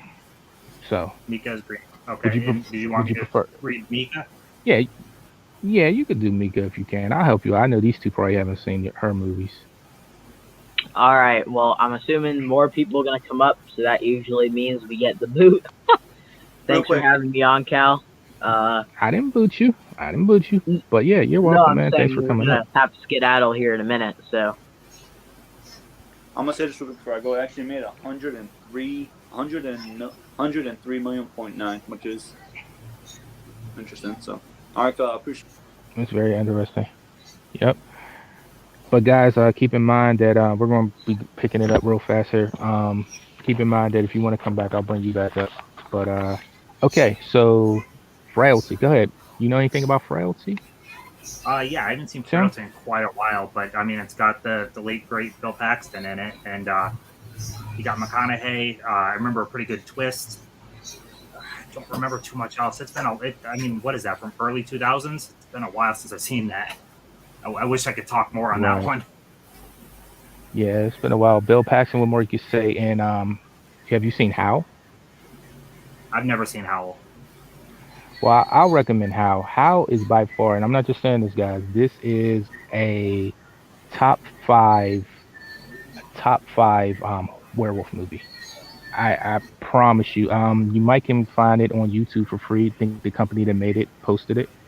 But it's an extremely well-made movie. Just took it this way. It's werewolves on a train. So, but it's good. It's different. Yeah. I can't recommend it. You might even find it at the dollar store, but it's certainly not. It's better than a dollar movie. It's a gift if you find it. Definitely check that out. So, I think werewolf movies are. I mean, you have the couple. You have the Howling and American Werewolf, but it's hard to find other ones. I mean, some people have seen Ginger Snaps, but it's still you only have a good 5, really. I mean, and that's why I would like more Dog people to Soldiers. recommend them to me. Dog I Soldiers haven't also. seen Dog Soldiers. I haven't seen that one. I might got to check that. Ginger Snaps. What you think about that? That's a good one. Dude, I haven't seen that since VHS from Blockbuster. So it's been It's a fun one. It's fun. it's been a long. You like werewolves. The I like werewolf werewolves. genre gets done wrong more than it gets done right, though. It really does. And fans of werewolves will they'll say stuff like, "Hey man, you can't be don't be downplaying werewolves." But how many good movies is there? There's a lot of good vampire movies, but werewolf? Teen Wolf. Teen Wolf. That's what you got, buddy. That's what you got. Michael J says that in name. Only, huh? He, I guess, man. I guess, man. I guess. My man Casey says dog soldiers and ginger snaps over how. But how is good, man? What are you saying? He just swayed the chat. Well, okay, chat. We ain't gonna keep that. Frailty clearly is taking that. Frailty with 67%. So let's move that on. Okay, I'll say Jacoda had picked Boys in the Hood, and Boys in the Hood stars Ice Cube in his debut. Um, it got Morris Chestnut and Cuba Gooding Jr. when he was at the height of his career, or coming up, should I say? And it is a movie about it's a coming of age movie for those characters and that side of the tracks. So it is to some people of different cultures they might say this is a classic movie, but it is definitely worth a watch. And be prepared to be sad if you watch it, but nevertheless, it's something that should be have more light shined onto it. Very good score. Lawrence Fishburne does very well in it as the father figure. Also, too, Jacoda has picked No Escape with Clive Owen. I'm sorry, and Piers Brosnan. Now, this Yeah. movie, you know this movie? Oh yeah, I know it. Did you see it before? No, I haven't seen it. Oh yeah. So No Escape is it's not Clive. Oh, it's Owen Wilson. Owen Wilson. I'm sorry. Yeah, he takes his whole family. He moves to it's like some Thailand or something. It's a made up country in there, but it's like Thailand to take a job. And right at that time is like an uprising, a government uprising and stuff. And he's trying to escape the country, and it is the edge of your seat the whole way. Like I was not expecting something like that from like someone like Owen Wilson. I loved it when I saw it in theaters. I haven't really rewatched it since, but it was edge of your seat the whole time. Yeah, sounds like a good one. It looks like I mean, I haven't seen it, but from the trailers I've seen, it looks like Piers Brosnan is like the name they're selling the most in it. Is he really good in it? He's fine. He's not even a main character. He plays a spy who is living there, and he helps the family out. But he doesn't come in until later in the movie, and he's not in a whole lot of the movie really. There is some crazy tense scenes though with the family and trying to hide so people don't find them. I liked it. Okay. So D-Ray says he just watched No Escape and it felt a bit outdated. It was good though, he says. Yeah, SL7 says he'll check it out. I haven't watched it since theater time, roughly. But maybe like I bought the DVD right after it came out, or Blu-ray. I don't even remember. But yeah, I have it. But I liked it a lot though. Right. So guys, it looks like Boys in the Hood is going to take that with 86%. That's awesome. Boys in the Hood wins that. It's a very valid choice. It's a valid choice. Okay, Jacoda picked. You're funny too. Jacoda picked this for his last. For one of his picks was Harlem Nights, starring the great Eddie Murphy and the great Richard Pryor. It's a phenomenal cast. Della Reese, Jasmine Guy. Charlie Murphy has a small role in it. So does Robin Harrison. How can I forget Red Fox? He's so hilarious with screen time he has. This is considered a cult classic for some reason. A lot of people haven't really seen it, and I feel bad when people haven't seen it. I had a few conversations with people about it, and you hear the names Eddie Murphy and Richard Pryor and Red Fox, you think comedy automatically. And when you look at the movie as a comedy, it's funny, don't get me wrong. As a comedy, though, I don't think it's the strongest movie. But as a movie overall, because it has that old feel, what they call that, the Depression era, it has that feel to it. And it's a better movie than it is a comedy movie. And it's for me, it's a must-see. It's really good. It's Harlem Nights. Have you seen The Bronx, though, Jim? Yeah, again, not since it was an HBO movie, so not since it was like on HBO, but it's a great movie. It's a great movie. Who's in the Bronx, though? You remember? Robert? De Niro. Yeah. De Niro and Chaz. I don't know how to say his name. Chaz. I know you gonna botch it too. Tim, you want to botch that for Oh, me? I'm not gonna pronounce.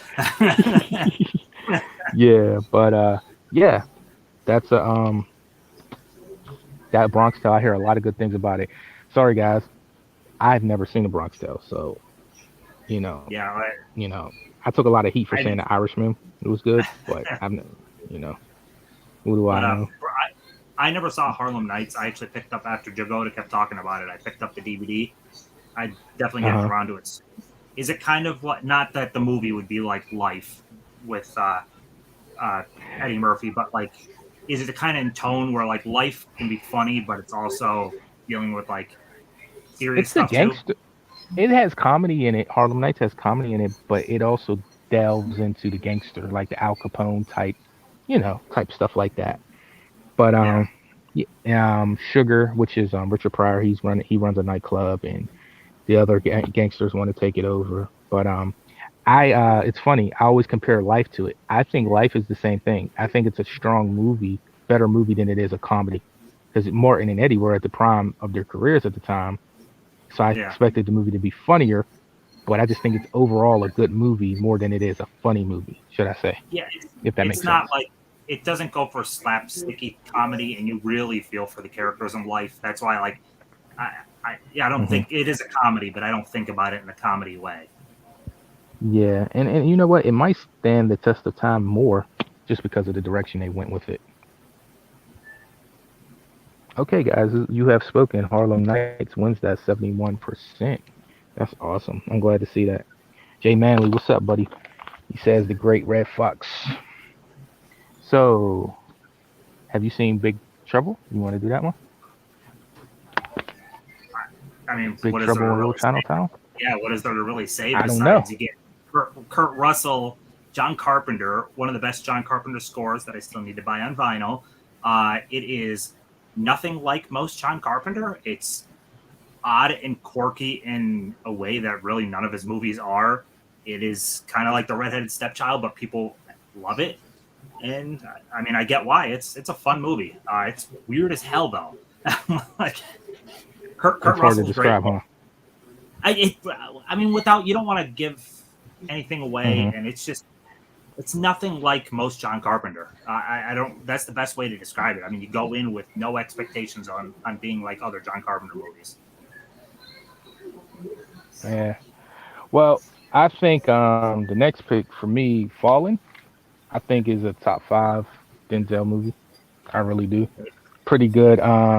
Deals with the supernatural. I don't want to give it away too much, but it's extremely overrated. It's kind of like the Bone Collector in a way of underrated for him. Nobody talks about it, but yeah, that is the picks there. So chat, tell me what you pick. Have you seen Fallen? Yeah, I've seen Fallen again, not in quite a long time, but yeah, it was really good. John Goodman is in it too, right? If I remember right. Yeah, John Goodman. Yeah, it is. Was it? It's been a while. Oh man, it's a really good movie. I mean, it has some biblical aspects to it, but it's a really good movie. It's dark. It's funny because people feel that Denzel hasn't done a horror movie, but this and The Bone Collector, I would say it's pretty close. I mean, especially Fallen. Fallen just has all the horror elements you could Yeah, want and in it. thrillers walk the line of horror, anyways. Like even some people don't consider Seven a horror, but then other people do, and I mean, it walks that line. Hmm. Hmm. It really does. Okay, let's see what the chat is saying. Stop it, Cal. Harlem Nights is hilarious. I mean, yes, it is hilarious, but I'm just telling you from my experience. It won though, D-Ray. But looks like you guys are going with Big Trouble. I'm a little disappointed. I never seen Big Trouble, so maybe I should, maybe I should feel for It, that. it's Carpenter. I mean, to me, I've liked everything Carpenter did, even his silly stuff like Ghost of Mars. I enjoy it. Yeah, yeah. I don't know, man. I just nobody talks about Fallen. I've heard about Big Trouble, but Yeah. hey, you can't be mad. You can't be Hmm. mad. But it looks like you guys have spoken, and Big Trouble we'll move on. So, what's the next picks? You want to take this one from me, Tim? Because I haven't seen this one. Have you seen Sicario? Oh, dude, Sicario is fantastic. Yeah, it's an Emily Blunt led movie about drug cartels at the border. It is phenomenally shot. It's Roger Deakins cinematography. There is amazing scenes in it. Like there's this big freeway shootout that is incredible. I mean, it's a really good cartel thriller. I guess is how you would put it. It's much better than the second one. Like much better. It's Denis Villeneuve, which pretty much everything he's done I've liked.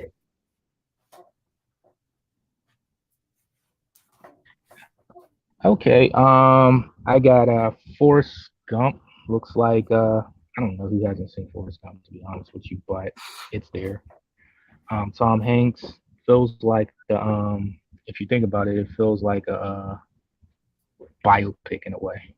But yeah, this movie is, if I was putting together greatest films of all time, this would definitely have to be among them. I just watched it the other day. I think it still holds up. The performances are phenomenal. I'm sorry, I don't remember all the names, but even the side characters, just like Sally Field and the guy from Fences. I forget his name. He's in there too. Plays Bubba Gump. He's like really, or Bubba just plays Bubba. I'm sorry. He's like really good. There's just Lieutenant Dan. There's just some great characters in there. I can't say enough about Forrest. It's greatly. Robert Zemeckis is, I think, probably the one of the most. I take him over Steven Spielberg, to be honest with you. He is the most underrated director. With, I think a lot of people don't realize all the movies he's done, and this is one of them. And he is phenomenal in this movie.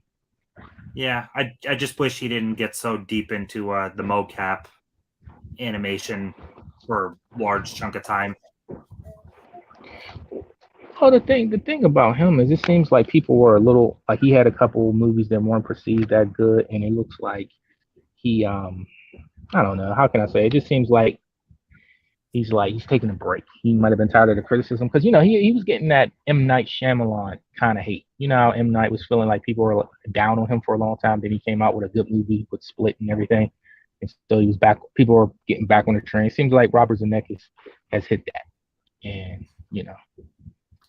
Did you? But I am wrong. The Walk. Mm-hmm. The Walk. The Walk was, with Joseph Gordon-Levitt walking between the Twin Towers. No, I know of it. I remember seeing it. He walks the tightrope. Yeah, I didn't see that one. That's intense. I'm not a heights person, so when it gets to the actual tightrope walk, it's freaking intense. It's intense. Yeah. I liked the movie overall, but like it's worth the last 20 some minutes. It's worth seeing for. Wow. Well, guys, you have spoken, and it looks like Sicario. You're more interested in Sicario than Forrest Gump. Maybe that's the right pick because everybody's probably seen Forrest Gump, so maybe Sicario is the one. You never thought you'd say that, but maybe that's the one to be recommended. Okay, guys. Would you say Tim? I would go that way also. I would say Sicario over Forrest Gump. Would you say that seeing both movies, which one was better for you? I've seen both. Yeah. Sicario is fantastic. I mean, it would go down as one of the best of the 2010s. Wow. Yeah. So my guests that were here, if you want to come back up, we're going to go through these really quick and get up out of here. So if you want to come back up, I'll bring you up. We're going to go through the last. We're almost done here. So the winners of that round were Mika. Those were Mika's picks and Jagoda's picks. Frailty won with 67%. Boys in the Hood won with 86%. Harlem Nights with 71%. The Big Trouble in Little Chinatown 67%. And Sicario with 60%. So, how's everybody in the chat doing? I'm glad that you're still with me. Glad you're still rocking. You know, I'm a little nervous, but you know, it's weird. I'm more nervous tonight than I was on any of them. Maybe because I'm like putting this together. I'm doing so much more than I was in the background than before. But anywho, Now, guys, so let me read off the movies we have. Who's going to make your recommend list, and we're going to have our final votes again. So listen to me closely. I'm not that tech advanced to put them up on the screen for you. So, firstly, from D-Ray clearly wiped Ben Buster out of here with his picks, and he has Demolition Man, The Matrix, The Predator. Ben Buster had Psycho, and D-Ray had Casino. So, and we have Dimension had Justice League, Dark Apocalypse, Roger Rabbit. Tim had Deep Rising, Wait Until Dark, and The Handmaiden. Blu-ray 4K movies had Rush Hour, John Wick 3, and Ip Man 4. And Henry had The Dark Knight and Black Panther. Daniel, my man, had Ready or Not, Alien, The Last Duel. And Blu-ray King had Kubo and the Two Strings and Home Alone. So, what we guys will do, we're just going to have a little bit of fun, and we're going to remember, guys, the ultimate goal is to have a last standing list of 10 movies, and that will be the recommended list of the month. And those who have the most picks in that list is the winner, and they're the best recommender, and they win. But in all honesty, we all win because they're just movies. It's really not about the competition, guys. I really want you guys to see these movies. So first up, we will have what you think about Demolition Man versus The Matrix? Is that tough? You rolling with that, Tim? I mean, I think I know which way that should go, but then again, I mean, it's for recommending, so maybe more people didn't see Demolition Man. I don't know. I mean, go with your heart. What would you, if you were in the shoes to get some movies out to the public? Which one would you think? You can say the popular that you feel, but if you don't, just let me know. I like honesty. Well, so I enjoy Demolition Man more, and I feel more people might not have seen Demolition Man. I feel Matrix is more important. So if you haven't seen Matrix, I mean, it is incredibly important to the movies that came after it. So that one's tough. Some might be easy, but that one's tough. Yeah. My heart would say Demolition Man, but yeah, it is. D-Ray, let me get you in here. Well, if you're here, I got some guests trying to get in. All right, D-Ray, let me pull you up, buddy. Left me hanging, buddy.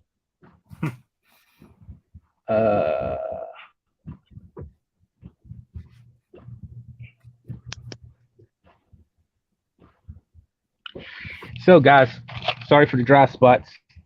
Tim got y'all though, but I'm getting your votes here. I'm calculating everything up. D-Ray, man, where was you at, man? I was up here struggling, man. You was supposed to be up here. What happened? No, man. Had to hit the chat for a bit. Yeah, they hit the chat for a bit. Now I want to hit you. But anyway, let me see. You got this. You the best at this, man. No, I am not by any stretch of the means. I bit out a lot here. I'm still chewing. Mika was here. It looked like I missed her. Sorry about that, Mika. But you could have did a lot better recommending your picks than me. Your picks were super interesting. So what do you think? Your picks, Matrix versus Demolition Man. How you feeling about that?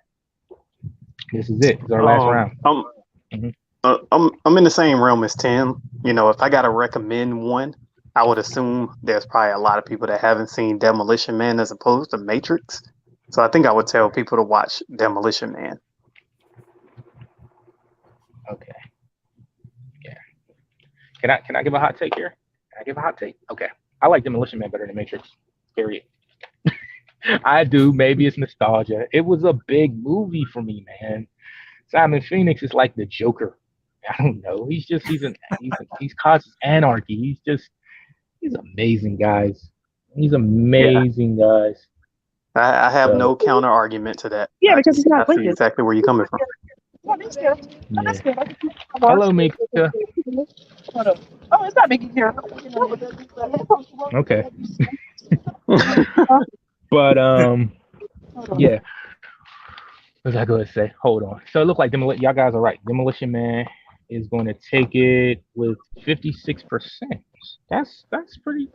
That's about right. I mean, you know, Hello? which is yeah. Hello, Mika. I'll just give up. We hear Okay. you. I don't know what happened. Hello, Mika. Okay. Well, anyway, let me see. Okay, next pick, guys, is Predator versus Psycho. How you guys feel about that? I'm going Predator. You going Predator Yeah. over classic Psycho? Yeah, like I said, for me, Psycho is like lower end top 10, whereas I mean Predator, I still there's other Arnold movies I put above it too, but I think I still would go Predator. Yeah, you put Running Man over Predator. Yeah, I don't. Oh I don't yeah, I understand still that. absolutely Running Man's my favorite Arnold movie without a doubt, but Wow. Favorite Arnold movie? yeah. Whoa, over Terminator. I gotta ask. I don't know if I'm hearing it right. Yeah, no, T2 would be second, but there's something about that whole sci-fi setting of playing a game show to try to earn your getting set free from being a prisoner. It's just it's cool. It's unlike like Terminator 2. We already had a Terminator 1, so it's an amazing movie, but I guess Running Man just felt more special to me. I don't know. Yeah, I feel you. Looks like the Predator might smack Psycho around, rightfully so. But that might be blasphemous to an older generation. I feel there's other Hitchcock movies above it though. Really? What Hitchcock movie man. would you put above Psycho? That's his king. There's a decent amount I'd put above it. I'd put Rope above it, North by Northwest above it, Vertigo, Rear Window, Notorious. I'd put Notorious above it. Notorious. Oh wow, where's the Fumes at, Tim? Over Psycho? Where's the Fumes at, man? Yeah, I'm not shaming you. Yeah, it'd be in my top 10, just lower on top 10. Whoa, top 10, not top 5 either, huh? Oh no, not top 5, no. Predator doesn't even make my top 5 Arnold films either. Oh my God, you dude. Just saying. Me. Look, D-Ray, you hear it? Do you hear it? I hear it. Predator's taking it tonight with 88% though. Look like he taking that. So absolutely. 88%, guys. Predator. So now let's go with since you guys are the last guy standing, everybody's in and out on me. Okay, so Justice League and Handmaiden. We got both them guys here. Dimension. So let me put those up against each other. So how you guys feeling about Justice League versus The Handmaiden? Y'all can lie to me. So I didn't see Justice League, but I'm gonna sound like a snob here, but Justice League, definitely. I mean, did you see The Handmaiden though? Like, it's a fantastic. We're talking the animated Justice League, right? One of the 50 DC movies out there. Probably by far one of their best, too. I mean, it's one of a sea full of animated DC movies. Handmaiden is a work of art masterpiece. So someone drew.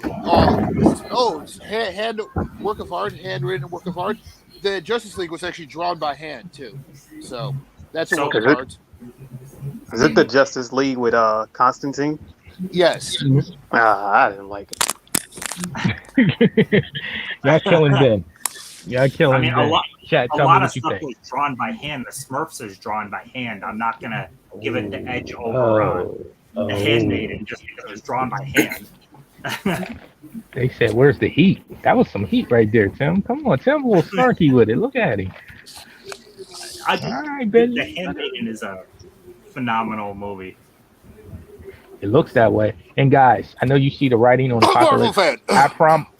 I promise you. What did you say, Marvel fan? I'm not a fan of either, really. I know you're not. He's a superhero hater. He's a superhero hater, Ben. Yeah, that's why he's not going with Justice League Dark, which obviously Should win. It's in better, this one. right? It Yeah. should win, right? But I'm recommending a movie that is more cultured. It has subtitles and is a Korean movie. You say culture. You see kind of Where's guy movies he with is. Ryan when he needs them? Culture. See, Justice League is available for more people. Handmaid's not. Because you have people who don't want to come in and import a movie.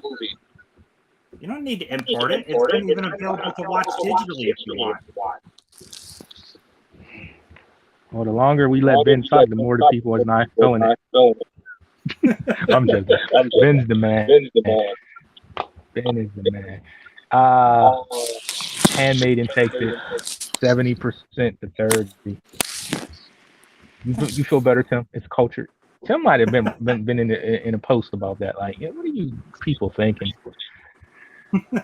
He said, I feel like we're savages, guys. He said it's more culture. You hear the way he said it, though. It's culture. I don't know what he was trying to do with that. Oh man, I feel some type of way. Should I feel slighted, chat? Should I feel slighted? Okay. Ben, it's okay though. I rock with the MC. I rock with the MC. I mean the MCU. I'm sorry, the DCU stuff. That stuff's awesome. But you know, Tim always got to set us straight. He brings in the foreign titles. If it's not Marvel, no one really cares about it. That's the thing.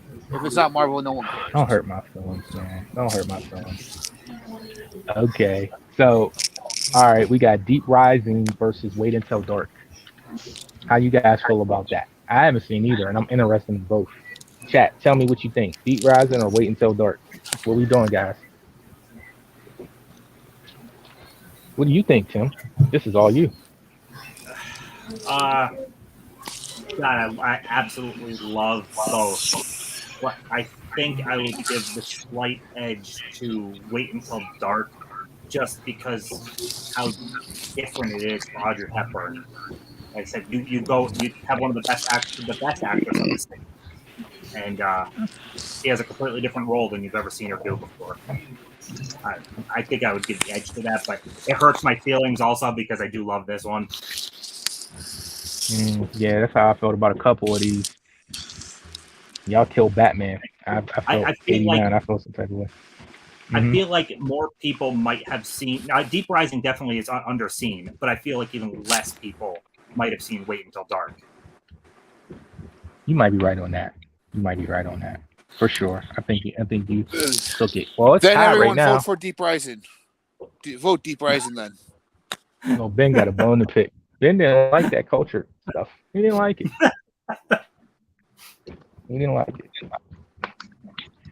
Well, Deep Rising, they listening to you, Ben. Deep Rising is 67%. 10 seconds, guys. Get your vote in. Deep Rising or Wait Until Dark. Audrey Hepburn. And who's in Deep Rising? Who's the star of that? Treat Williams and Sam K. Jansen. Treat Williams? Yeah. Oh, substitute. Yep. Cool. So Deep Rising takes it 67%. Fair enough. It is. I'd be happy if more people watched it. Fair enough, Tim. You take it how you can get it. Yep, pretty much. Pretty much. That's what she said, huh? Okay. Let me see. Now is it? Okay. All right, guys.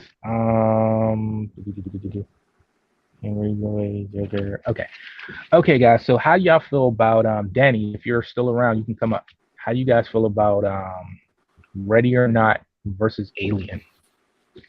What are we doing with that? Well, so for me, based off yes, me. Are you talking to him? I would just based off. We keep talking against each other. I'd go Ready or Not. I feel like more people haven't seen Ready or Not, so I'll say that. I'm more on your side. I do like both movies, but I'm on the side of Ready or Not because that was a big surprise that I really wish I saw in theaters. Yeah. And Samara Weaving got introduced to me in the 2017 Babysitter movie on Netflix, which if you've never seen before, you should check that out because it's a funny comedy horror movie. If we're recommending movies that people should check out, maybe we should do Aliens because Predator's already on this list. And more people have seen Predator than what it went up against anyways. So maybe we should just put Alien there because it's always been Alien versus Predator. Ben, you gonna really sway the chat just because to make it Alien versus Predator? Is this what you're doing, buddy? Ben got some hidden stuff in there. Y'all got to see where Ben be going with this stuff sometimes. Wow, it's bouncing seesawing. I haven't seen the seesaw like this before. Yeah, like I said, as a movie, I like Alien more than Aliens. It just overall, it's my favorite of the franchise. But I feel like way more people have seen that than Ready or Not. So yeah, and more people have seen Predator than what it went up against either, too. It went up against Psycho, right? Yeah. I thought that was an unpopular opinion. Do you think more people? I mean, Psycho is considered by many to be like top tier Hitchcock. I feel like it's been released a billion times over. I feel like a lot of people have seen Psycho. I like the first Alien better than Aliens because it's not action packed, but that's totally okay with me. But I like how horror it is. I like how scary it is. Yeah, it didn't need to be action packed. Alien is a horror movie. Aliens is an action movie. I that's always how I look at it. Everybody says that. I feel like to me, Aliens is not the kind of action movie I have in mind. It's not my favorite action. Guys, tide's been tied for a long time. Break the tie, or I will. Go ahead, say what you want to say, Tim. I was gonna say I don't know how else I would categorize it because I've seen way better action movies. That's just all. That's me. Oh, I mean, yeah, there's better action movies like T2. I like more than Aliens, but I just like genre wise, it seems like it slots in more as a sci-fi action than it does as a sci-fi horror. Okay, so Alien beat it with 56 to 44%. So it was close, and I was going to pick Aliens anyway. But so it wins. I'm surprised you guys. Y'all made that hard. So how you guys feel about this one? The Last Duel versus Kubo and the Two Strings. What a match, right? Damn, that's tough because, I mean, how many people really saw Kubo? Yeah, but how many people really saw Last Duel? Yeah, no one saw Last Duel either. So, I maybe I'll give the edge. I'll give the edge to Last Duel. Any of you guys see him?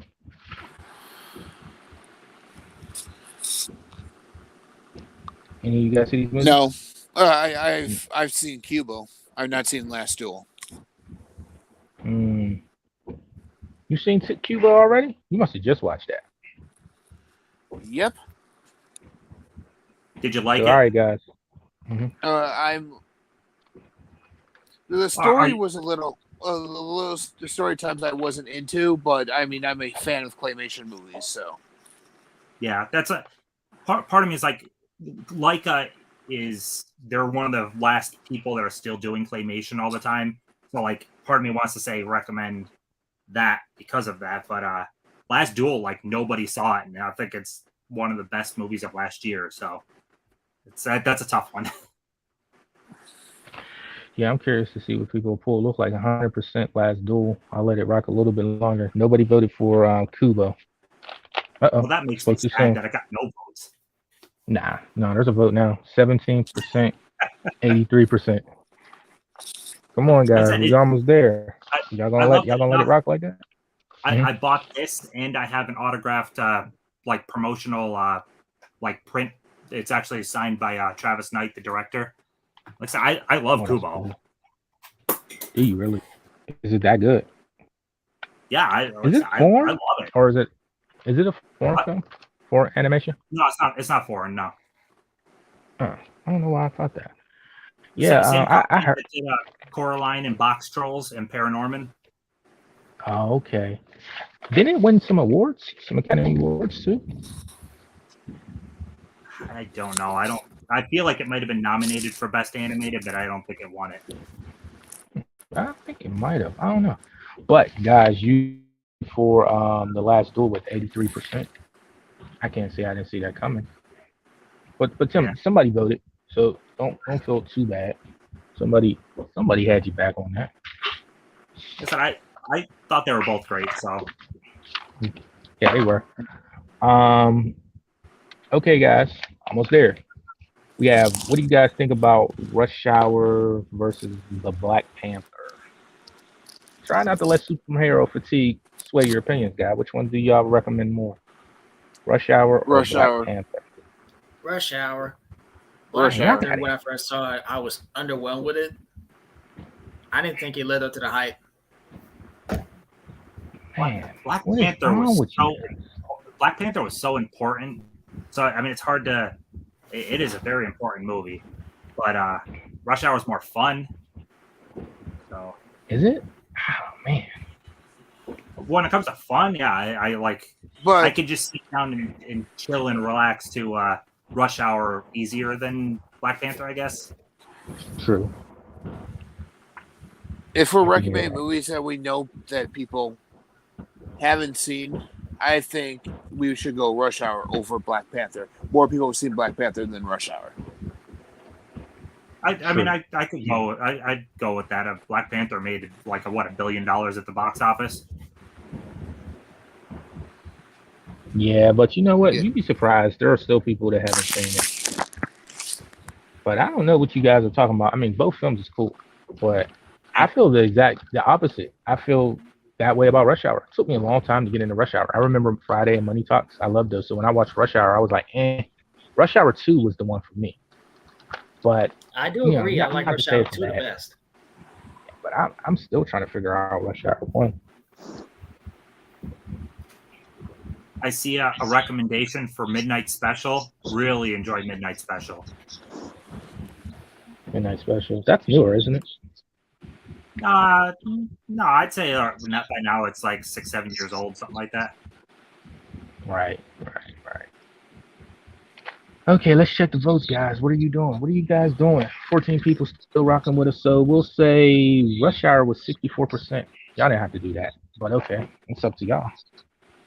Rush Hour, because I truly believe there are really people. Because I talk to people, and there's still people that haven't seen Black Panther, but I'm sure there are people that miss Rush Hour too, especially the young folks. So 58% Rush Hour. Okay, we'll end that out. So, drawing near. How you guys feel about The Dark Knight and John Wick? The John Wick 3, right? John Wick 3. I'm sorry. Why do I keep doing that? Yeah, John Wick 3. Then 100 million% Dark Knight. Yep. Yep. I agree with that. What's crazy is I don't like Bale Batman very much. But everything else about the Dark Knight, yeah, I don't care for him as Batman, like whatsoever. But I think everything else around him in the movie, like the rest of the cast, is great. The score is great. The cinematography is top notch. Like, it's a great movie. I cannot stand his Batman voice and just his Batman portrayal. I don't really care for it. Wow, that's different. I hear people saying that about the new guy. See, look at this. Casey says he just watched Black Panther last year. They're out there. Michael Keaton is the best, for sure. For sure, it's him. But come on, man. How do you feel about the best John Wick? Like, if it's John Wick 1 or 2, would you take any of them over The Dark Knight? Dude, I love John Wick 1. I get more enjoyment out of John Wick, out of the first John Wick. Wow. How you feel, BLURAY? You with us? Yeah, I'm still here.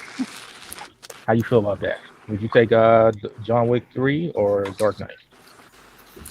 Probably go Dark Knight.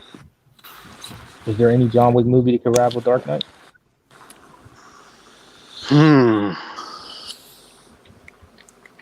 As good as the first John Wick was, I think, like, far as me sitting being more entertained, I would go Dark Knight. But yeah, how about you, Ben? What you feel? Because it's close in the chat. I gotta let it rock for a second. What you feel, Ben? I would go Dark Knight. Dark Knight. Why did I ask? Dimension? You have any feelings on it? Why did you ask? You asked. No, but I know you. You my guy. I know you. I mean, you know what it is. It's Dark Knight all day. You know how I feel about John Wick. Yeah, the cow guy. I said Dark Knight just because honestly, it won more. If we were just talking about movie in general, Heath Ledger's performance as the Joker outshines anything else in either movie. So True. here's You guys tied it up. Something about Dark Knight, and I don't know if maybe I just need to rewatch also. But you know the scene with Two-Face in the bed, and Joker comes in with the face mask, and you're seeing like or Two-Face is not really responding much until Joker takes the mask off, and it's suddenly like, oh shit! Now I realize this is Joker. But like, how did you not see that that's Joker in white paint with the colored hair? Look at him. Look at it. Same reason you couldn't tell it was Robin Williams with whipped cream on his face in Mrs. Doubtfire. Right, Ben. Right. Movie magic. Doubtfire there. Doubtfire. Tasteful, elegant. So you guys, this is close. Y'all want me to call this? Because it's 55% Dark Knight. Go ahead, Dimension. Say what you got to say, Dimension. I made up my mind. I'm John Wick because Keanu Reeves, he's still got it. I haven't seen Keanu Reeves in a badass role since The Matrix, in my opinion, as Neo. But he really knocks it out of the park, killing all those, all those people with his guns, with horses, dogs. He got skills, and it's action packed. Did Keanu ever really have it, guys? Don't let that Matrix stuff bias you. I remember people like the hate Nick Cage gets about his acting. I remember Keanu Reeves getting that hate. So now all of a sudden, since John Wick and the Matrix, it's just like, oh no. But his acting's still pretty much the same. Did y'all see that new Matrix movie? No. Yes. I guess now that we've seen him as John Wick, everyone goes for John Wick, because he got the long hair these days. Yeah, but he just put his hands up the whole movie. Anyway, but we're not. Well, Dark Knight takes that, guys. Well, with John Wick, the last Keanu, the last Bill and Ted movie seemed like I was watching John Wick over Bill at all. Oh wow, yeah, nobody's talking about that, huh? Well, because of the long hair. If he wanted to play that role, he should not have had the long hair. I guess y'all putting a lot of stock into this. It feels like Henry Cavill's beard all over again.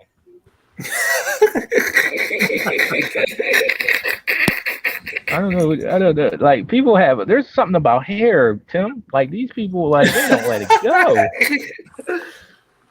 To be honest, though, a lot of actors, I still see the actor per se. You know what I mean? Like there's only I'd say there's a small list of actors who disappear into their roles so much, like Gary Oldman, that I no longer see them. So I don't really hold that against Keanu. It's just, Okay, guys. Well, all right, chat. Beautiful chat. Thank you so much for being here. Shout out to everybody who came. Triborough. Anybody I'm missing, I'm sorry. Platex, I see you guys. I'm trying to keep up doing so much stuff here. But it looks like we're on to our next Dark Knight. Took that. Not clearly, though. It was just by like one vote. But let's go to these are our last ones. Just a couple more. Frailty versus Boys in the Hood. Now, Tim, you ain't seen neither one of these in a long time. So yeah, I don't know how you would go on this. I remember enjoying Boys in the Hood more, though. So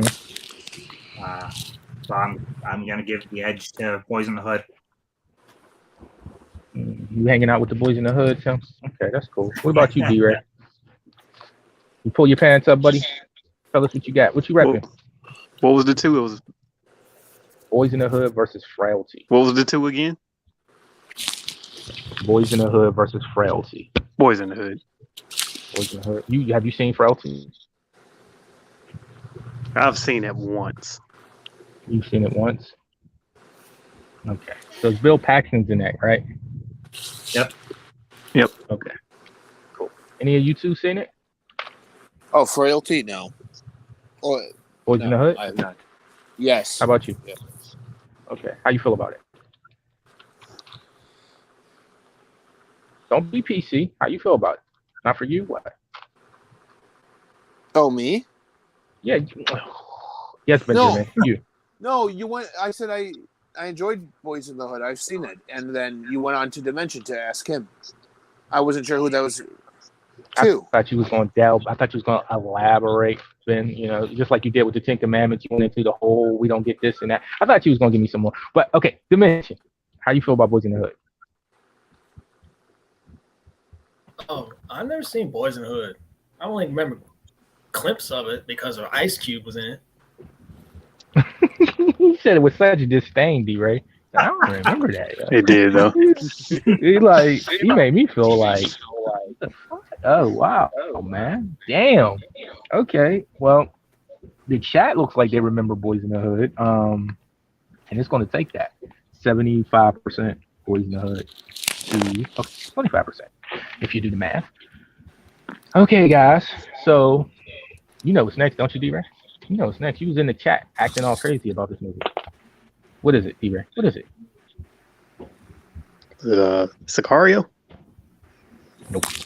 Oh, you was acting crazy about Sicario? It is Harlem Nights. Harlem Nights versus Big Trouble in Little Chinatown. Tell me, D-Ray.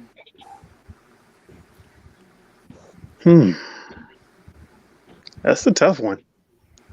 Is it really? Two totally different movies. Yeah, it is. I mean, even though Big Trouble is a little quirky and silly, it's still a very good movie. I've recently heard somebody tell me it's not a classic, though. I'm like, it's a classic. Oh, it's definitely a classic. I don't know if it's a classic or if it's a cult classic. Which one is it? I don't know. Is it? Do you guys think it's well known? Oh yeah. I mean, because I can pretty much John Carpenter's went up in popularity over the years. I feel like most of his filmography is pretty well respected now. Yeah, I can pretty much say Harlem Nights is a cult classic. Would you agree, D-Ray? It's pretty much a cult classic at this point. Yeah. Because there's a lot of people from all walks of life that still haven't seen that movie. But being that it's coming to Blu-ray in a few weeks, I'm sure more people will see it. Yeah. So. Oh no, Cal, it's gonna be the greatest movie that ever lived in a few weeks. It should have been one of them, though. To be honest with you, I mean, if you look at the cast. Yeah, sorry, Tim, to break that to you. Blu-ray. Oh, I was just gonna say I would vote for Harlem for this, even though I didn't see it, because of what the purpose of this is to recommend. I'm interested in Harlem Nights, and I feel like way more people have seen Big Trouble, so I'm gonna say Harlem Nights. Look at Tim with the PC pick. Look at it. I don't know if he means that, but yeah, okay. Oh, okay. I do, because but it's honest though. But the purpose is to recommend, and exactly Harlem Nights. I legitimately never heard of Harlem Nights until Jagoda brought it up like a couple of months ago. I knew nothing about it. Versus Big Trouble in Little China is legitimately an 80s classic.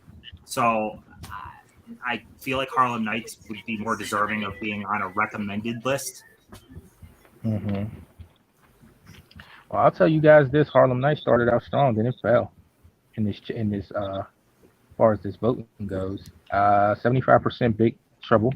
You ready? Can you really be surprised though? Please watch Harlem Nights. Tim had the exact point. I just wanted to hear him say it. You could be surprised. Yeah, Tim had the exact idea. That's the whole point I'd be trying to make. You know? I agree with Tim. I mean, if it's a recommend list, then vote Harlem Nights. I mean, or you could vote what you feel. If you've seen them both, vote the one that's better for you that you think more people should see. But just be honest. But yeah, keep that in mind. But I think you guys did an awesome job. So Harlem Nights takes that. I mean, I'm sorry, Big Trouble in Little Chinatown takes that 75%. Guys, now let me see. Is that it? That looks like beat it. Okay. Now, before I put together the recommend list, y'all guys want to tell me what you got going on? I know D-Ray got something going on. He always got something going on. No, nothing going on. Nothing going on. Tim streamed Saturday, but he can talk about that. Yeah, I already mentioned it before, but yeah, a whole bunch of people will be talking summer movies. I can't wait. I already got my stack off to the side. You already got your stack to the side? My stack to the side. I'm pretty yeah. But I'm leaving this pretty open to people where you can either pull reserve picks if someone picks something, or if someone legitimately wants to talk about Jaws after someone else did, go for it. Because I want people to either talk about movies they love that are summer related, or stuff that they want to recommend that just kind of gets forgotten about. Altogether, it'll be fun. Like May 21st is literally, it's the week right before Memorial Day, which is the unofficial start of summer. And then it's exactly 1 month to summer solstice. So we're going to be a good time for that. Okay, guys. So here it is. Our recommend list. Now, this is no order, guys, but I try to keep it as best order as I could. Your final recommend list for the best movies. The best movies is Demolition Man is recommended. Psycho is recommended. Predator is recommended. Deep Rising is recommended. The Handmaiden is recommended. Rush Hour is recommended. Ready or Not is recommended. Alien is recommended. The Dark Knight is recommended. Boys in the Hood is recommended. Now, listen to what I'm saying. Now, that's 10, correct? You guys counted 10, right? I wasn't counting. See, you're just killing me. Make sure it's 10, Cal. Cal, make sure it's 10. Okay, Ben Buster's going to do this with me. You ready, Ben? You're going to count them for me, okay, Ben? You might counter? Okay, I'm going to do it again. Now, there's no select order, but this is it. Demolition Man. Okay. Predator. You can keep going, so. That's 2. You there, Cal?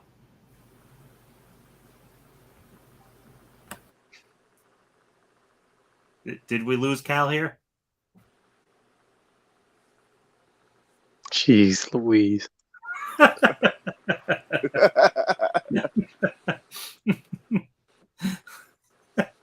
Well, in that case.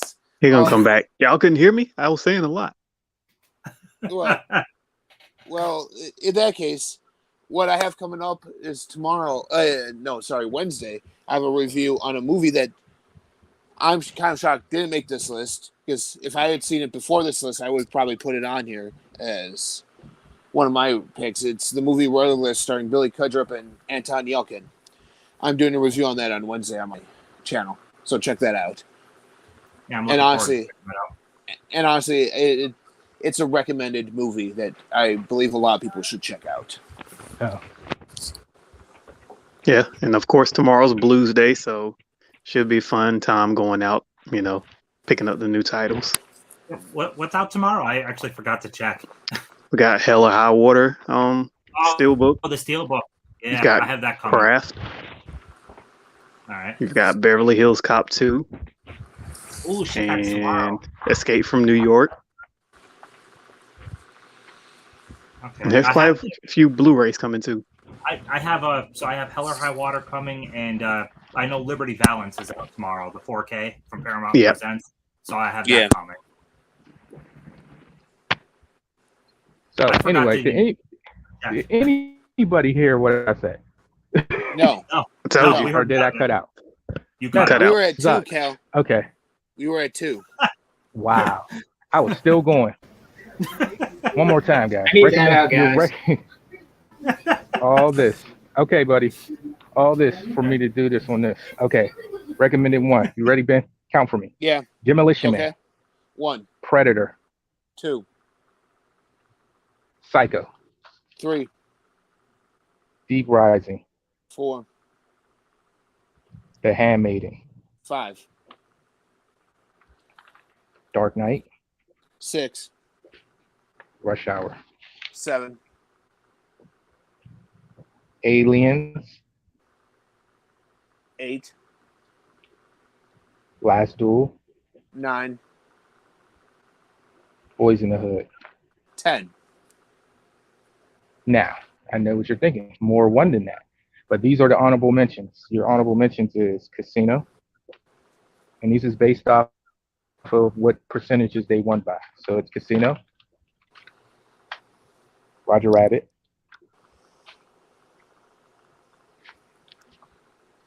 Home Alone, and I'm sorry, Big Trouble, Little Chinatown, Sicario, and If Man. There's your recommended 10. Sound good?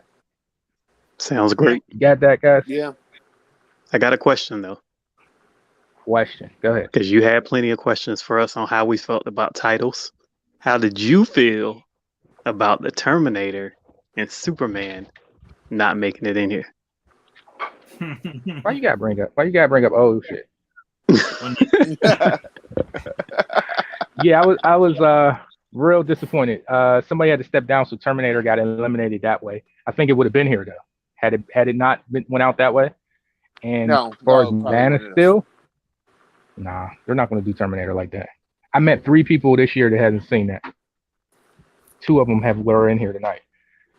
So They yeah, did Batman Terminator 89 2 dirty, would definitely get in there. so they would have done T2 dirty. Yeah, they did. And you Guys, lost this went Demon over. Knight out of it. Yeah, but they're Yeah. not Soup and Terminator. They're not the same. But Cal, So, this is I a can't- recommend list. If people have seen that movie, is it really a True. recommendation for people to see it? True. But did you hear my logic behind it? I said, for as T2, they didn't see it. You get what I'm saying? Well, Cal, based on your recommendation, I'm watching Terminator 1 right now. I'm an hour and 10 minutes into it. Okay, so all right, that's great, and I feel thank you for that. But I feel like I just only went through 100 movies. Yeah, guys, when we started, this was 100 movies. We got down to 50, then we got to 25. Now we're at 10 and 5 honorable mentions. Now I'll post the list later. But with all that being said, how you think I feel? He tell all the movies, and I had troubles, ups and downs here, and he says I'll watch Terminator, something that wasn't even in the list. How y'all think that make me feel? I'm feeling some type of way. He said that. He came all the way up here to say that. Wasn't here on You should- time, Mr. Punctual. You, But, you you know, should feel good yeah. about it, man. I'm not gonna down I it feel like like you down my movie. What movie was that? Like you don't Suicide know. Squad? I mean, not Suicide Squad. Monster Squad. See? Because you set me up. I watched it twice. I wanted to like it. It wasn't good, guys. Well, to me. But, guys, it has been an awesome night. This went over 30 minutes longer than I wanted it to. And but it still, nevertheless, was a great stream. It's still much shorter than what we did the very first time, thanks to the polls. But people weren't here. This was not supposed to go this way. It was supposed to be D-Ray first and on down, but we had to make do what we had to do. I want to thank my contestants for freestyling and being quick on their feet. That was so awesome. Because some of these movies I didn't know, and some of them they didn't know, but that was the point, right? So we had to do what we had to do, and it turned. I had fun, guys. And next time going forward, this is my very first one, so I'll call this the annual. This is my WrestleMania recommend 10, but going forward, it will not be 10 people. We will shorten it down. We will do 10 people once a year. So every time around this time this year, we'll do a big one like this, but we're going to shorten it down as far as contestants and players, and when we bring it back. So just to make it a little more simpler, and we don't have to have you guys keep coming back. We'll just do this big one once a year. I hope you guys enjoyed. I certainly enjoyed. And thank you for your time. Everybody, before you get up out of here, if you can hit the like button, that would be awesome. Shout out D-Ray. Shout out my man Tim. Shout out BINBUSTER. Daniel. Henry Boy. 4K movie. Blu-ray 4K movies. I don't know what happened to you, dude. Mika. Shout out to you, too. My man JAGODA, shout out him. Check him out on Heat Street. Everybody in the chat, Culture Trinity, Physical Mediacs, Movie Hunter, my man. What's up with you? SL7, everybody that came out tonight. Triborough, I see you. Jared Runner, everybody that came out. I truly appreciate you. Hope to see you again. We will be doing more things very soon. This was awesome. I hope you guys had fun. What you guys think about it? It was a good time. Thank you, man. Tim, you looked a little. You didn't know you was gonna do lifting like that, and I appreciate It's you all helping good. out. I love talking movies, so I don't. The only thing is, I'm just really hot. This room doesn't have air conditioning, so I'm really warm right now. Yeah, likewise. I appreciate it. D-Ray, thank you. What did you think, sir?